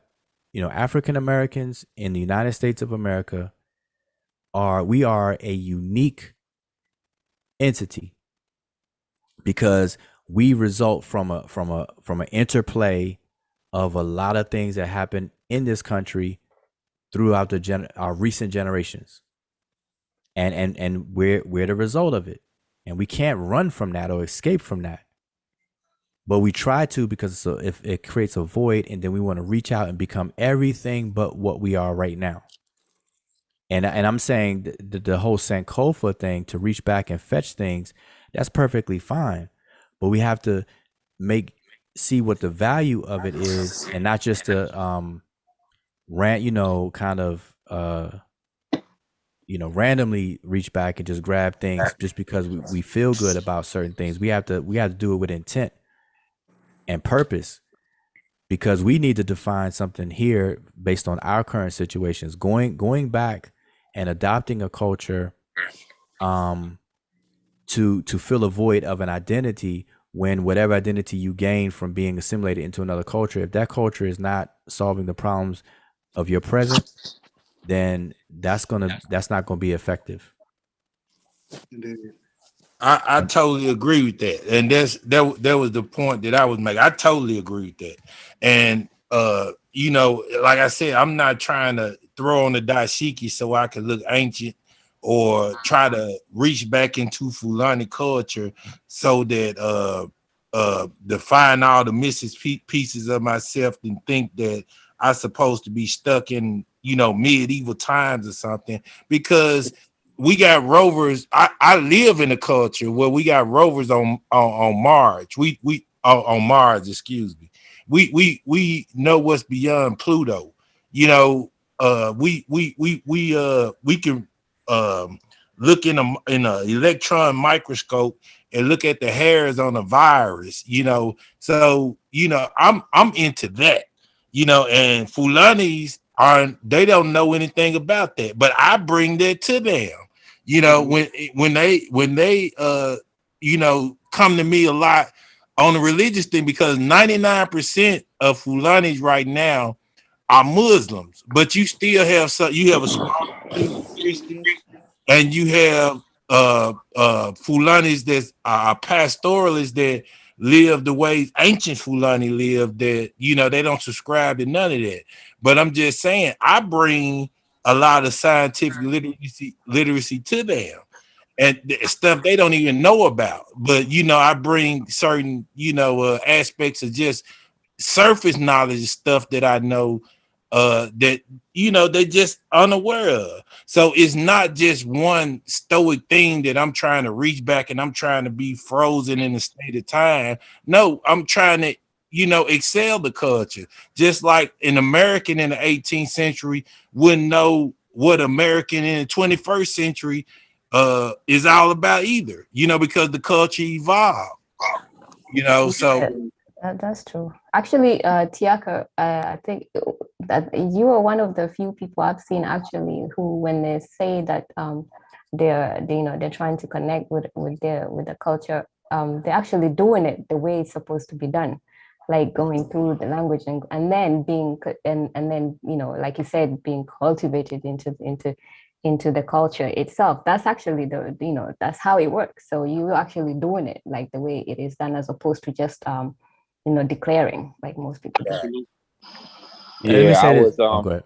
oh, Go yeah, ahead. I was gonna re-elaborate on what I was saying earlier about African Americans being basically saying in a nutshell, we are a unique people because we, like, when I did my DNA and I look at my gene, I'm like 27% European, and that's like mostly like Southern Europe, and then it's like almost 70% Sub-Saharan African. But then when you nail on Sub-Saharan African, it's like, damn, it's almost like 7, 8, 9 different tribes. You know, if you break it down into tribes, it's probably more. But I'm just talking about as far as the countries.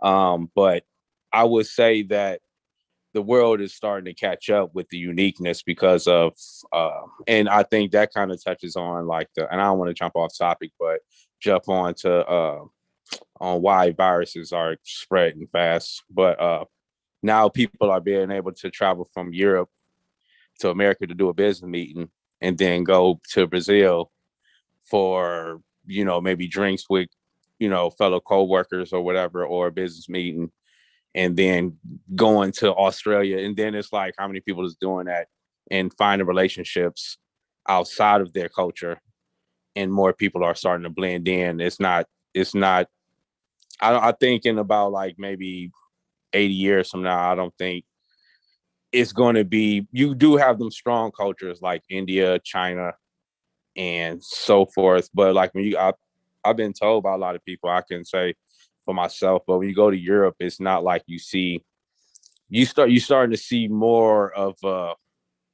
mixed people, like especially like in Southern Europe. And I think it's pretty much always been like that. But like you guys were saying earlier, how people misrepresent culture, I think we do that stuff here too to other cultures outside of the United States. Like we be thinking that, oh, it's just lily white in Greece, and you go there and it's not even like that, you know, as far as from people I heard talking about going to Greece. But also I would just say, like I said, you hit it on the nail again. Like, this African Americans is just, it's hard we can't just be like, oh, because like I'm like, out of that 70% of Sub-Saharan African, you know, the strongest percent is Nigeria.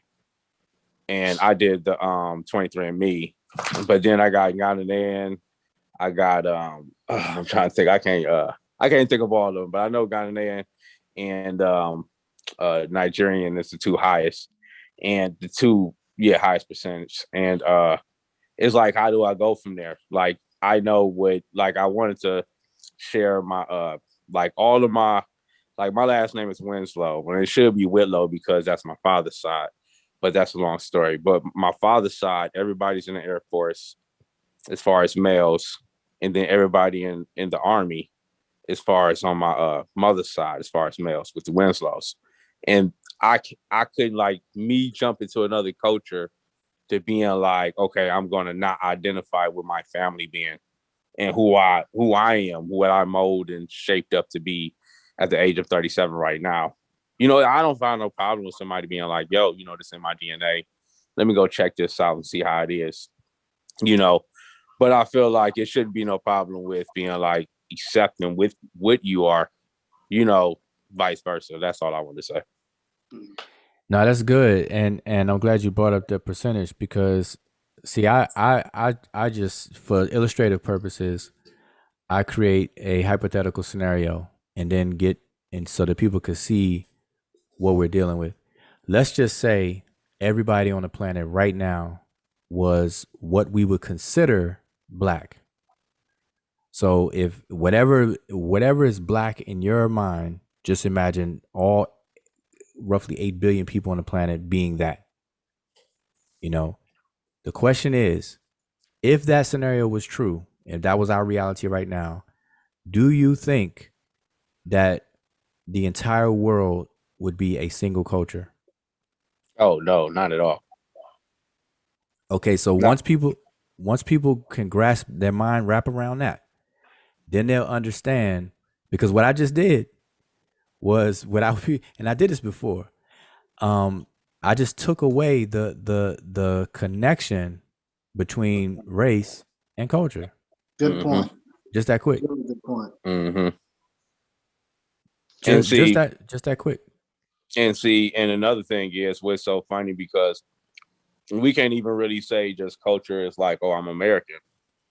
Because the same thing when you look at the definition of the cultures that, you know, I read and you also read and shared. You got people that's in New York, they got a completely different culture. I mean, their culture is almost so different. You can go from borough to borough that they just have completely different cultures. And I think and I'm just talking about African Americans or Black people, whatever you want to classify it. But see, and then like, and maybe in like the South, you might not have such a diverse culture in certain neighborhoods. But like, you know, I'm from Cleveland, Ohio. We eat Polish boys and shoulder sandwich, you know, as far as like unhealthy stuff, right? You know, things that's displayed to the African American community, right? Like Polish boys, and you know, it's more of a Polish culture up here in the Midwest and north. They Northeast. They run your meat markets and stuff like that. Well, not only that, right, but that would be the same case if you were somewhere and people wasn't running nothing, and what's around you is chicken and shellfish. But if you go more upper where it's no sea around you, you wouldn't have the shellfish. So you'll be able to distinguish people from people that just eat chicken and red meat from people that actually have a certain diet with shellfish. You get what I'm saying? So yeah, even if that wasn't the case, it will always be there because you got different animals living in your region. You get what I'm saying? Yeah. And so we could do that. Like we could start drilling down because we're going to get into culture on a high level, and then we're going to get into subculture and all that kind of stuff. Because like I said, I grew up in DC, and I come from a family of like my whole family is like seafood. You know, live on the river, live on the lake, and everything like that in Southern Maryland and whatnot. And then being in DC, it was all about crabs, shrimp, and everything. Go down to the wharf or whatever, you get your bushel of crabs, and then you just go to town. And that was like a everyday thing, like a once a week weekend thing, every weekend or whatnot. And but then moving here in Georgia, where I'm at, like, man, it's like blue crabs, you can't get them. I mean, you could get you can find them, whatever. But people are not used to blue crabs. They like snow crabs, you know, just crack the legs and that's it. Like I put a bunch of crabs on the table, like, what do you do with this? You know? But what I want to say to the point earlier is, again, once people can get in their mind that race is not a equation to culture, and I always do use that example. If everybody was one race, if we say everybody was black on the planet, like whatever your ideal of black is, let's say everybody, all 8 billion people, do you believe that it will be only a single culture on the planet? And the people reasonable, they'll say no, of course not, because you don't even find that on the continent of Africa. Even if I don't say the world, I get to say the continent of Africa. If everybody on the continent of Africa is black, which the majority of people on the continent are considered black, is it one culture there? No, it's the most diverse place. As in fact, the most diverse place on the planet is the most racially singular place, which is crazy to me. And I don't see why people don't see that. So this notion to keep bringing up race, to keep bringing up DNA and stuff on the topic of culture, from where I sit at, is crazy. But I understand it. I understand why it happens, and so we just gotta get through it.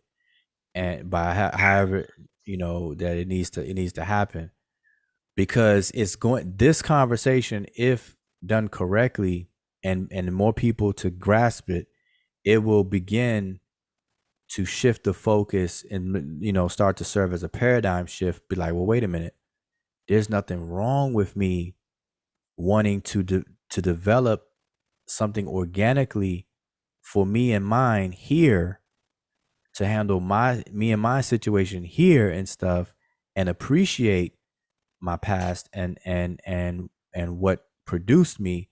But here I am right here right now, and I gotta do something with right here right now, because that will strengthen our agency. Because right now we're moving whichever way the wind blows. Like we really do. Like as a people, this air quote we just move anywhere the wind blows. I think that's the conundrum of the Black and the African American subgroup of people. Like those who identify as Black and African American, the programming that they came from a specific place and ignoring of their actual heritage has caused them to lose their particular personal, individually, their personal cultural identity, and then got us scattered all over the place because we identify with so many cultures, because so many of our various cultures do have similarities. Yeah, but now let's take your DNA. This Anthony was saying his DNA. He said roughly, I'm just going to round it. So 70-30 split. 30 is shared with European populations and 70 with African populations. And out of that 70% shared with African populations, the biggest chunk within that is Nigeria. The next biggest is Ghana. So here's the thing. Ghanaians, or Ghana itself, is not a single culturally identifiable people or ethnic group. Right. Thousands and thousands of tribes. Thousands and thousands of tribes. Like, I'm still learning. It's a lot of people there. Well, I don't know about thousands and thousands of tribes in Ghana, but I get what you're saying. It is like it's so many. So, listen, I was raised by a man from Ja. Ja is a subgroup of the Ashanti from Kumasi. Okay. But my lineage is through Denchira. All right. But the crazy thing is, our tribe actually has a Yoruba name.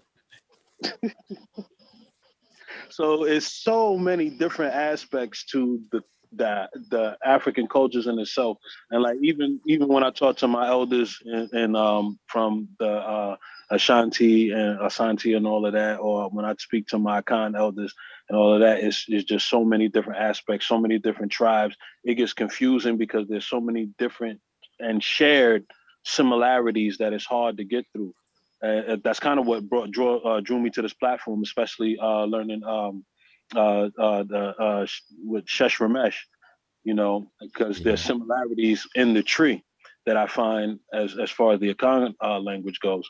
So it's a lot. It's a lot of cultures that you got to deal with, subcultures within the individual nations. And it could be a small band of 50 people that speak a totally different language. Can you give an example? So, so here's a primary example. Can you give? Yeah. Okay. within the Ashanti tribes, you have Ja, you have you have Fansi, and all of those have various dialects of language that are all the same, but depending on which way you use it, it's a different language, and the culture is different, but it's still the same. It's crazy. So they it's a just this the way they express the culture, their individual cultures come from like the list that Wujawu had up earlier. It's all of those elements combined, but these are different tribes that come together to form a republic and then a nation. Well, hold up, but here's the thing though. Now, okay, like I said, this thing is a gradient, so there's no like thick like black line, black or white type of thing. So you're gonna find gradients the further down. Like the further drilling down you go, the more exclusionary, the more distinctions you're gonna have. The further up the ladder you go, the more inclusive and everything. So culture is that inclusive level, and we could break down into subcultures and even sub of subs of subs, and then you may get your 1,000 different. But here's my point. My point is that even using Anthony's DNA report back, for 70% of his shared DNA to be on the continent, and out of that, the bulk being Nigeria and the other second is Ghana. Within there, that's not going to tell you who you are, and that's the mistake that a lot of people are doing. They're using these ancestry tests to fulfill some. It's like a false identity. It's a pseudo identity, because DNA is not going to tell you who you are. DNA is going to tell you who you're related to, but not who you are. Because here's the thing: you can grow up in the same household with a mother and father, a two parent household, and have siblings, and the whole nine. Once you become an adult and you do your thing and your siblings do their thing, you all are not the same, even though you came from the same household and the same family. But you're not the same. And so you're not going to identify as, okay, we're the same. Biologically, on the biological discussion and conversation, you're going to say, hey, we're the same. Man, I got the same mother and father. That's my full blood brother. That's my full blood sister, and the whole nine. But the way you all express and the patterns you develop from pressures and throughout your life, you're going to be different. You're going to be distinct on that level. And you're going to have different personalities. Hey, Wujawu, if you got time, and I could do it later, but I'm on my phone. Can you see how many haplogroups are in Africa? How many haplogroups do they have labeled in Africa? Because really the only ones I really see, outside of the ones that's closest to the so-called Middle East, that's got like, you know, Arabic descent in there, or in the Morocco areas. Like, so, you know, the one we don't like to use is sub-Saharan. Like, how many different haplogroups are in sub-Saharan Africa? Because when you look at like Europe, they have like a whole bunch of them. It's like different ones. But I wonder, like, if like when people try to bring up like the racism in science or whatever, you know, is that something that could be labeled as, you know, kind of racist? Like, I don't know if you want to call it racist or lazy, or just maybe not knowing or having the database or the information of knowing how many different haplogroups should be represented in Africa. Because I mean, you can't go from a continent having the most diversity when it comes to people and culture and you know, yeah, just basically people and culture, and then have, you know, and if the haplogroups are the same, I think that would prove your point of DNA being a non-factor in trying to define people and who they are. You get what I'm saying? Yeah. So, well, let me go backwards to answer your question. We had a discussion with Dr. Rick Kittles on this very topic, and he mentioned it's both. It's due to a lack of genetic study with populations in Africa and because of that, you're going to have less different. So first we have to understand what a haplogroup is, and a haplotype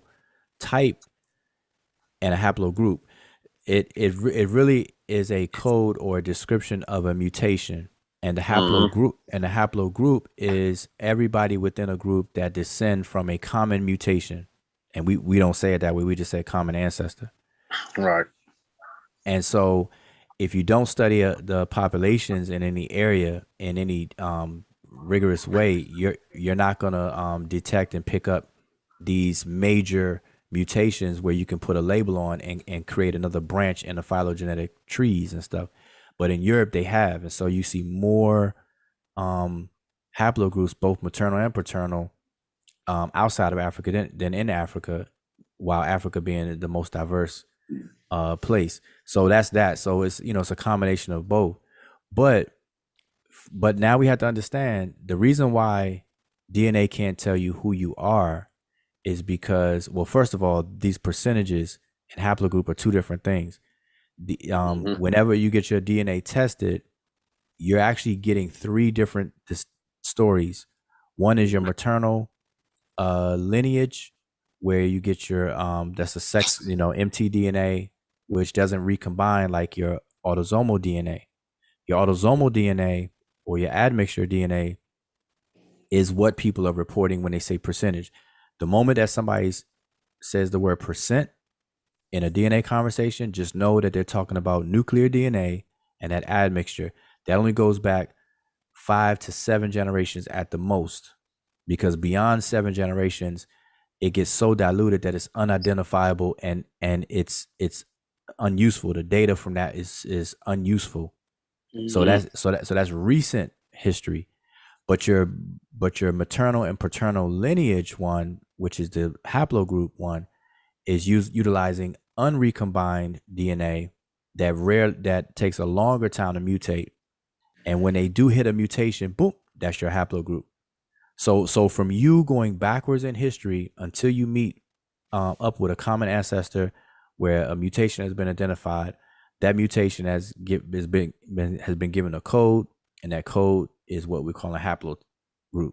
So E1B1A, M, EM236, all these letters that you hear people calling out, that is the long or distant DNA that goes back further than the 5 to 7 generations I mentioned. That goes back way further back, but that's only a small portion of your DNA.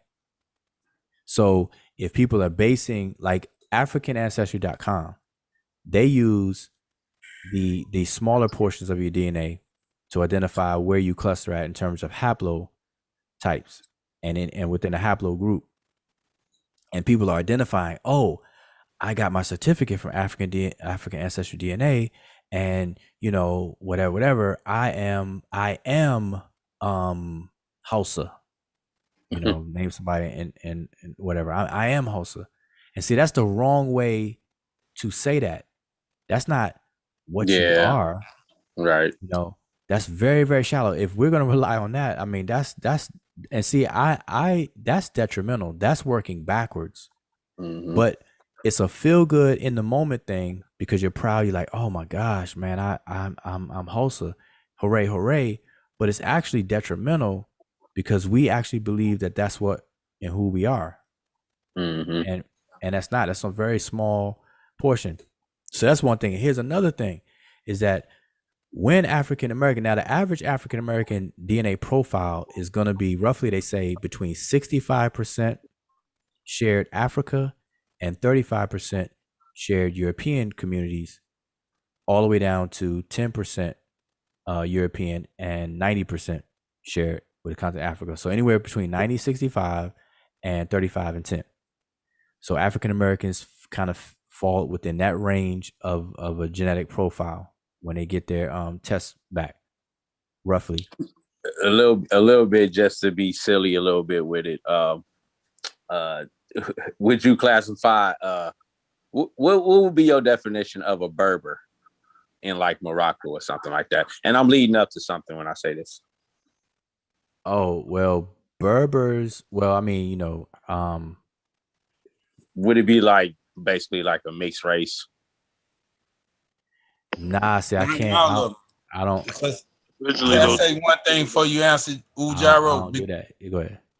Yeah, because some Berbers are Tuareg, and Tuareg, they're a mixture of like Wolof and Manding, you know, and Arab, and even Fulani have a common Arab ancestor.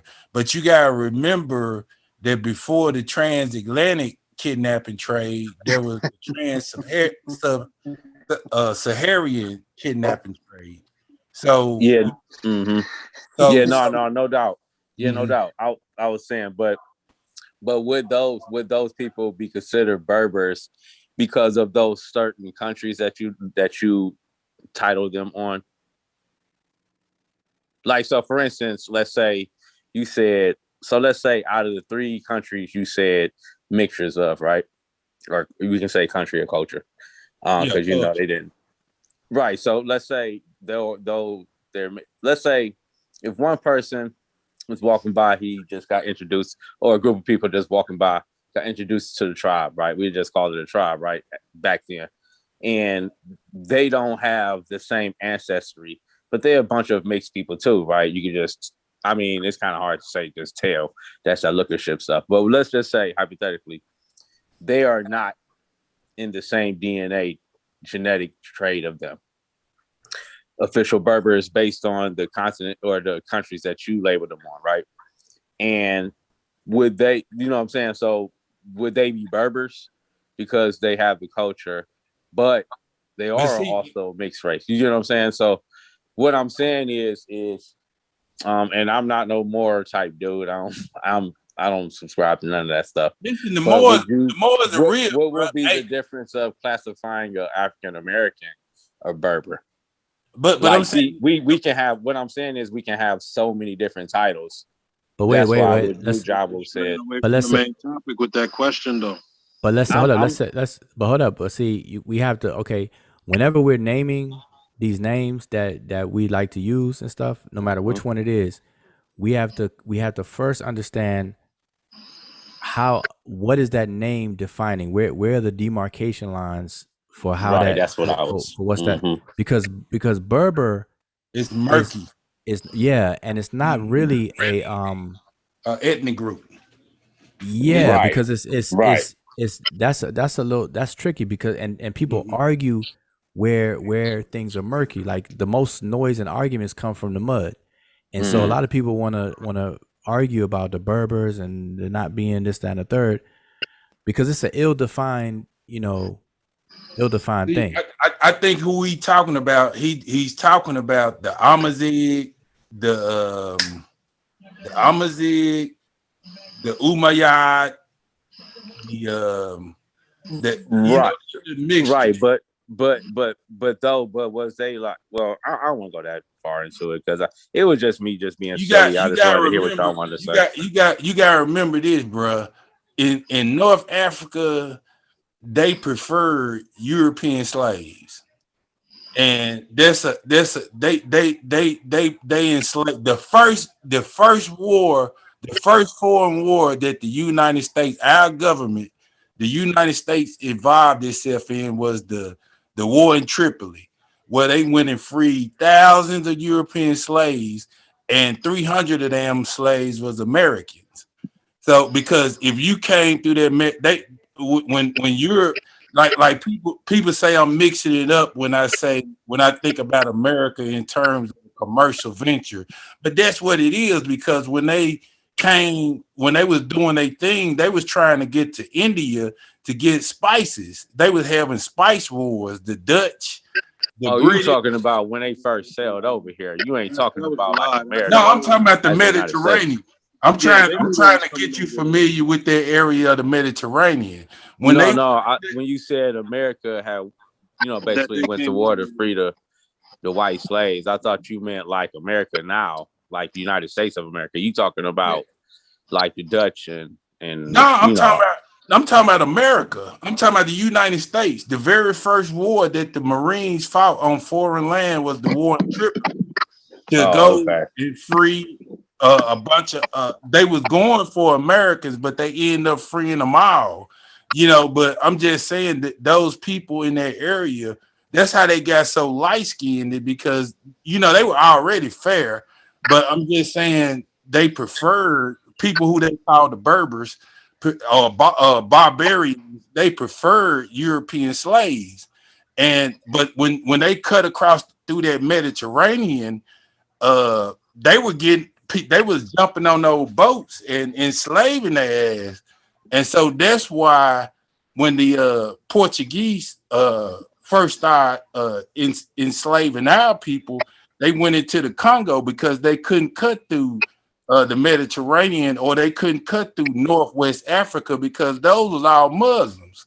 And if they caught your ass there, Africa was considered the white man's graveyard. And it wasn't because Africans was killing white people. It was because the CC fly, I might not be pronouncing that right, but it's TSE fly, that it was murdering the hell out of white people. So they couldn't penetrate the interior, and they knew better than to go through the Mediterranean, which was North Africa or Northwest Africa, because they would get enslaved. So they cut straight through to the Congo. And, that's the story. So see, I was trying to ask you, what date was you talking about? Yeah, he's got his dates mixed up, because the United States and right, that's what I was thinking. Happened Hey, at one point.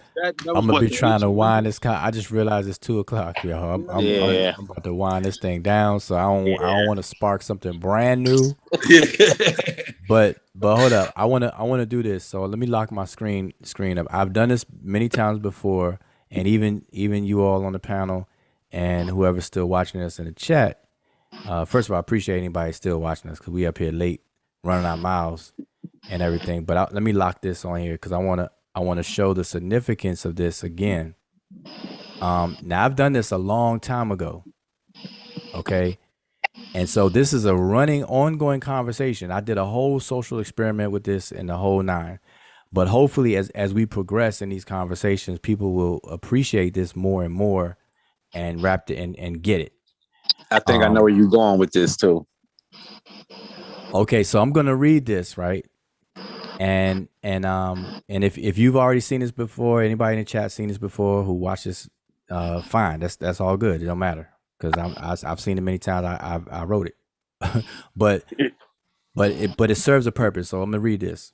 So now this person right here is image. The image is not shown, and this is coming from them. They're saying, "Hi, my name is Ayanda." Hold up, I hear some background noise. Who is that? That might be real. Okay, there we go. So, hi, my name is Ayanda. I was born and raised in an African country. I have an African name, which is Ayanda, and I speak 3 African languages. I practice local African traditions in daily life and observe African festivals. My parents were also born in Africa, and my ancestors are from Africa. Okay, so obviously this is a woman, and she basically described herself, some things about herself. All right, now, so we lock that in. So now we're gonna go to the next person. This is a male, no picture, but a male, and he says, "Peace. My name is Anthony Jones. I was born and raised in New York, United States of America. I have a Roman first name, which is Anthony, and a Welsh last name, which is Jones. I only speak English and a tiny bit of Spanish from my ex-girl.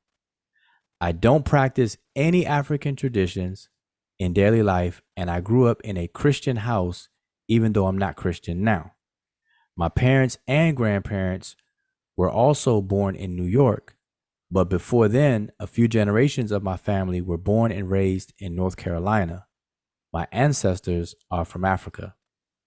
So now so what I did a couple of years ago, I posted these 2 scenarios, these 2 people's profile online, just like this, with no picture.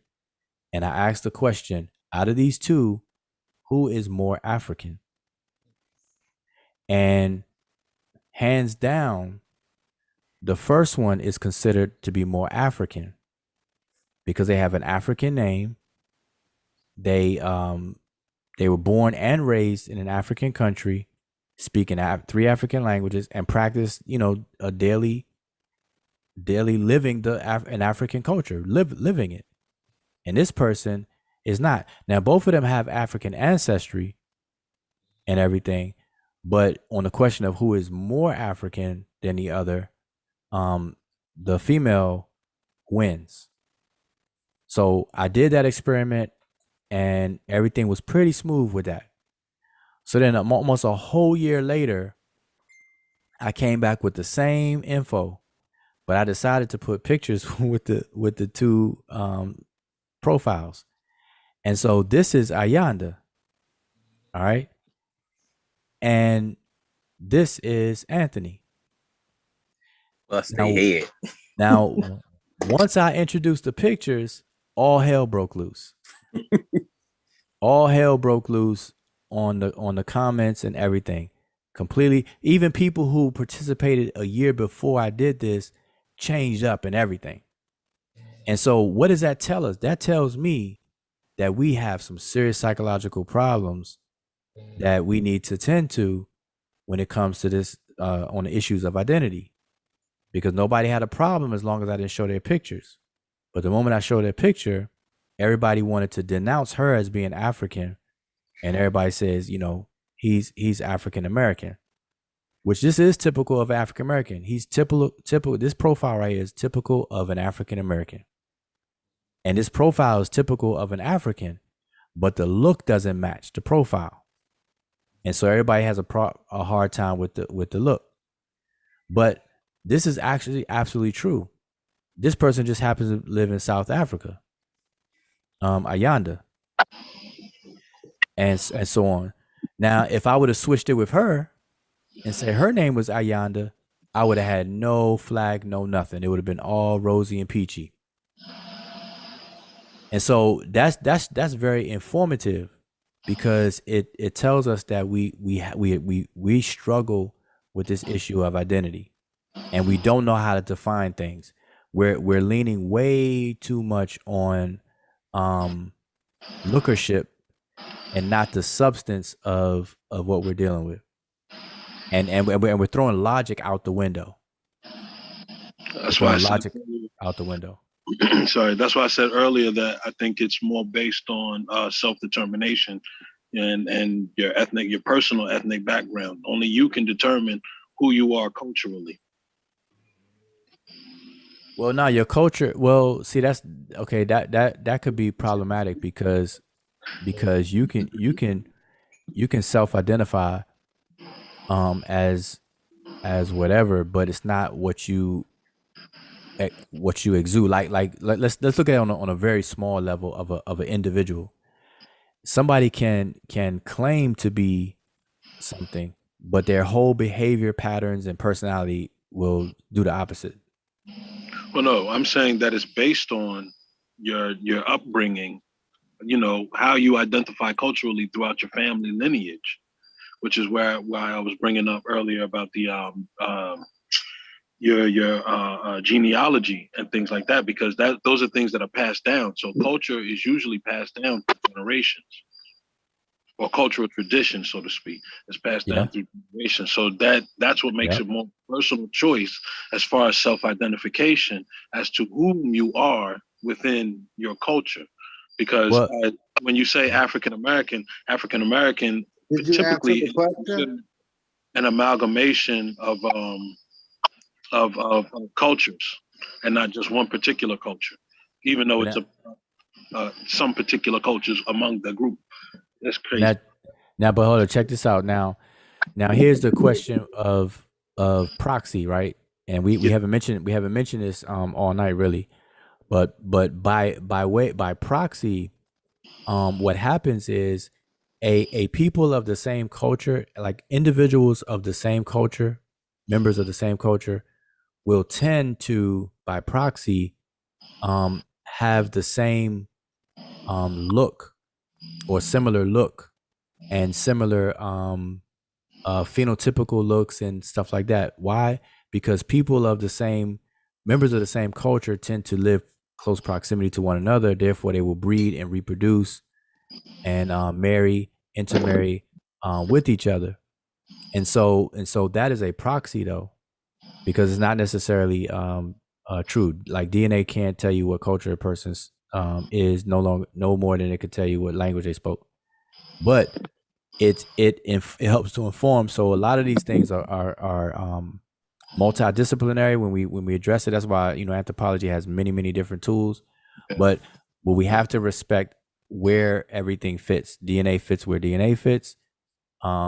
Social and cultural aspects fit where they fit, and everything. And so we just gotta be mindful of that. It's funny too because I'm chiming in because I was just out with my wife the other day, and we met a young lady. She's probably in her mid-20s, and asked her where she was from. She sounded German. She was a pale, blonde-haired, blue-eyed sister, but we were thinking German, maybe Swedish or something like that. She says Morocco. Throws us totally off. I was like, I would have never guessed Morocco. Yeah, exactly. You know what I mean? And here's the thing. The scenario is just perfect that you put up there. Go ahead. No, and plus, like nowadays we have legal adoption and stuff like that, where a child can be adopted at a very young age, don't know anything about their parents because of how the adoption process goes or whatever, foster homes and the whole nine.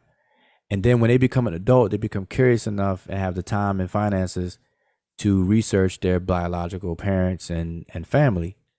But all the while, they have been pressurized, programmed, and cultivated within some kind of cultural norm. And let's say they find out that their parents are actually from a completely distinct, different culture. Now, them finding out that information is not going to change them. Mm-hmm. It's just going to inform them of their relationships, but it's not going to change who they are.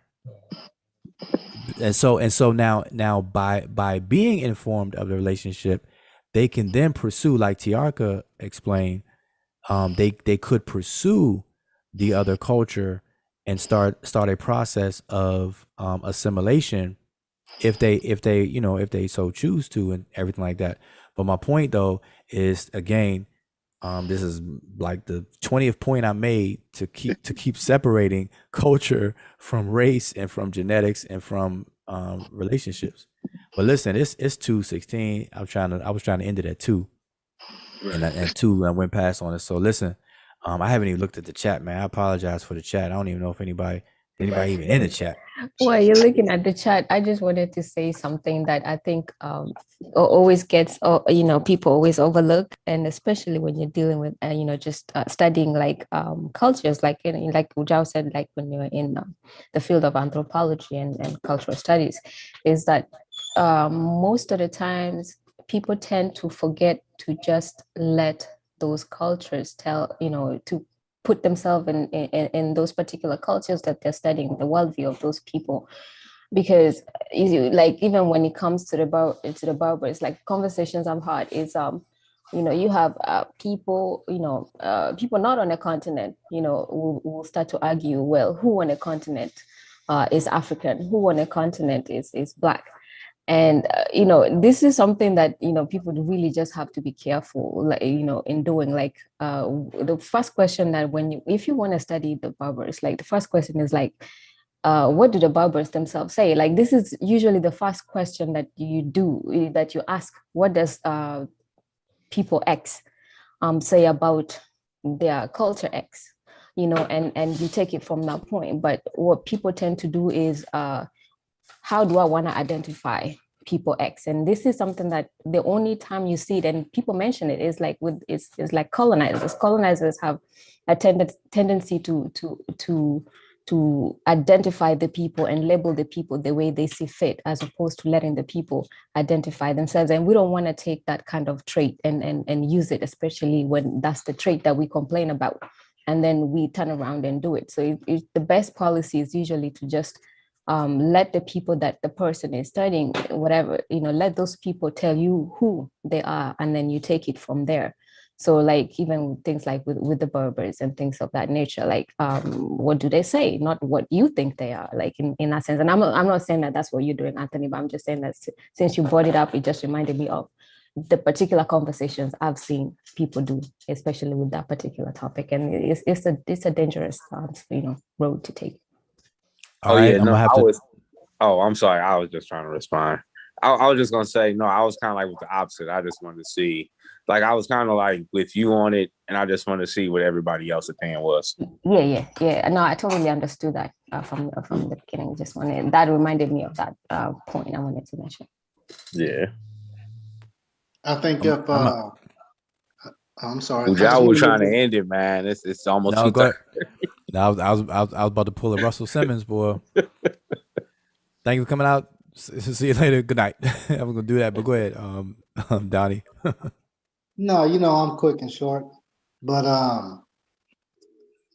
the culture should be in a problem solving mode outside of the other manifestations that we come up with. That's all I wanted to say. It should be in a problem solving mode because we got problems to solve. An ant understands problem solving, and we need to look at it. Yeah. So hopefully we can get to that point. And so next time I ever bring this up, and I'm bringing it up now. Listen, this is this conversation or the whole idea about identity has been an ongoing conversation, at least even for me and whatnot. But I was trying to move the conversation forward so people can kind of wrap their mind around it and not so get caught up into what feels good and stuff like that. But we really have an issue that we gotta address, and hopefully we can make some progress. But with that, man, I'm gonna say, he said, "Well, y'all got another hour." Nope, not this time. So, yeah, but before you cut it off, so next time we have this conversation, Anthony is bringing is the definition of culture and monitoring if that is being kept intact throughout the whole conversation, so we can move, have like some proper progress. That's all.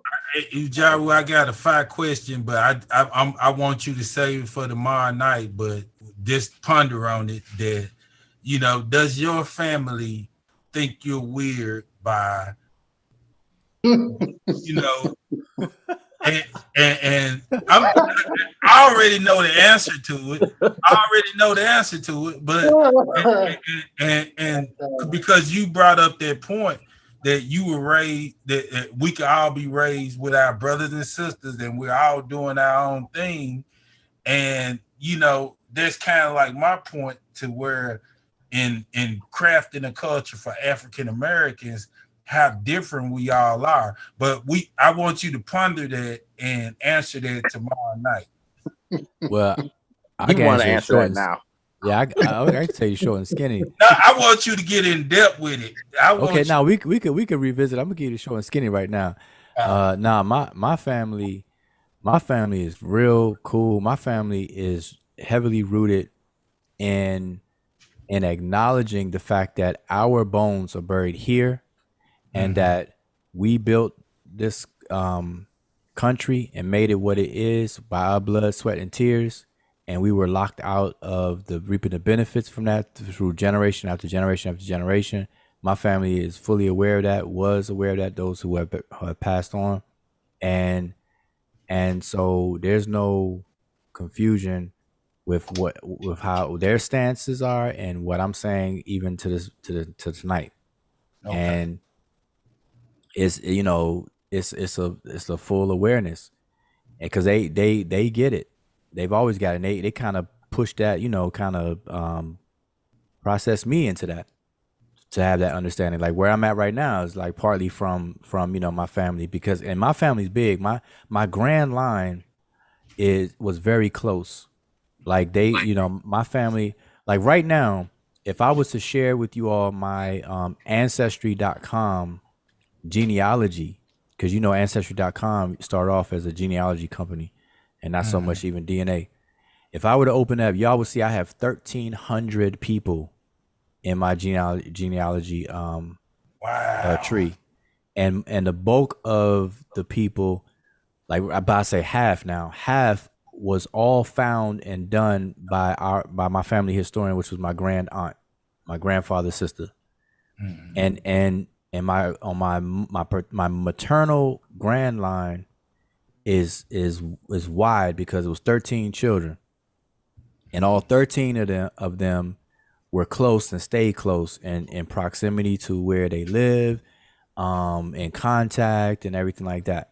So it wasn't like it was a big scattering of that large family. So, and I grew up around all of them. And so I have firsthand, information and upbringing from all of them, like as if it was, that's my grand line. So, and whatnot. And even my great grand line, not my grand line, but my great grandparents were alive, they're not alive now. And then most of my grand line are passed on actually right now. All of my the last of them, the last of the siblings passed away. But anyway, I'm saying all of that to say is that, I grew up with that consciousness from them, because that's something that I don't know how, but that's something that they kind of understood, and the stances that they had. And so I don't remember it ever being anything else. Like we acknowledge our African ancestry, our recent ancestry, full stop. Because my grand aunt did our whole genealogy. Now this is before the ancestry.coms and all that stuff. But she had, she went the long route, grassroots route. I mean, getting in airplanes, going to other places, checking census records, checking libraries, checking churches, checking death certificates, marriage certificates, newspaper clippings, all that stuff, that grassroots way of doing things. And I picked up. I love to hear this. I love to hear that, man. See, I just wish you would have say this for tomorrow night, because I want to hear more. We'll table because I don't mind. Because see, I want to inspire other people to do it too. Like I have a couple of friends that don't know much about their families, and see, I don't like where I come from and how I grew up. That's not my norm, because like I said, like my family, once my grand aunt started her journey on doing our family history, she organized our first family reunion, and when she did it, I was real little. So I grew up knowing my family members because of her, because she organized, because I was real young when she organized the first one.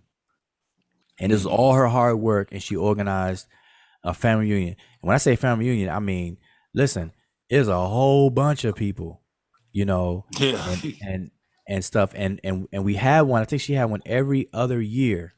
So I grew up every other year having big family reunions, not some 12, 15, 20 people. I'm talking about like huge family reunions. And as she found more people and stuff, and more people coming, well organized family reunions and this and that. But anyway, so I have friends who don't know much about their family.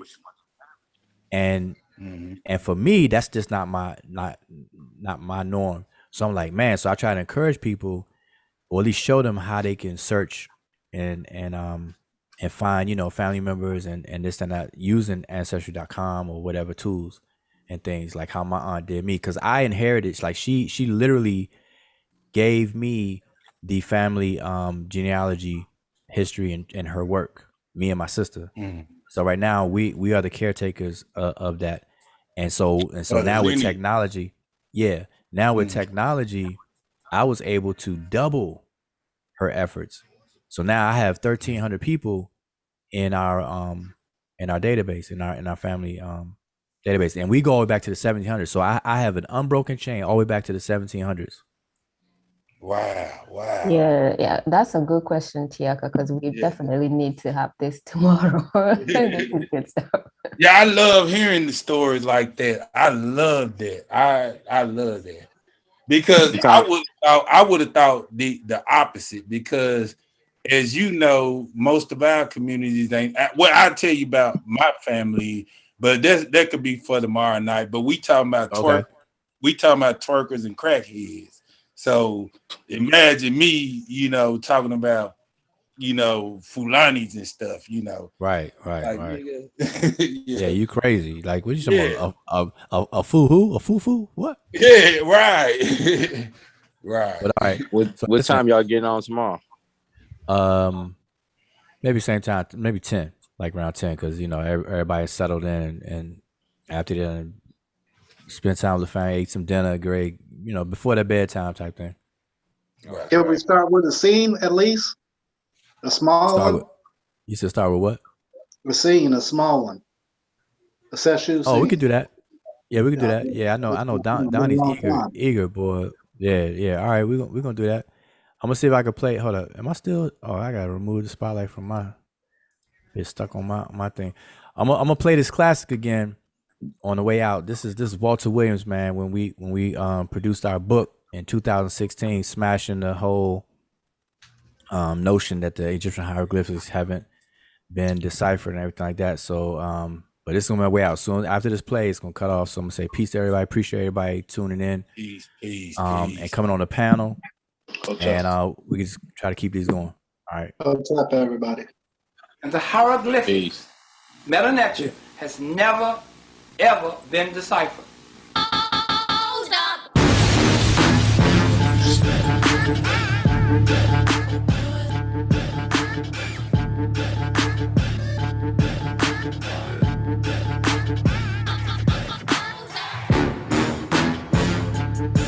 Coming on the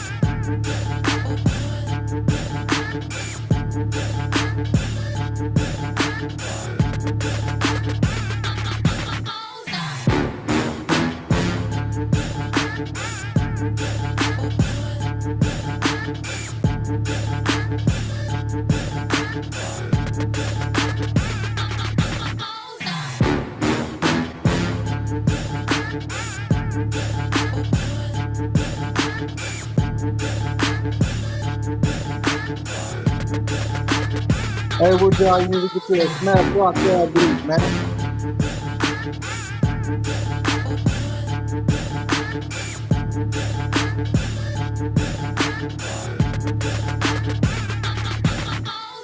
Netcher has never, ever been deciphered. So don't let Europeans tell you and their African-trained scholars tell you that the hieroglyphics has been deciphered. Because the hieroglyphics has never been deciphered. Okay? And in my book, The Historical Origin of Christianity, which is this book here, anyone Need to get you a smash that rock wants to beat. repeat that should read this and explain to you step by step why I said that the hieroglyphics has never been deciphered.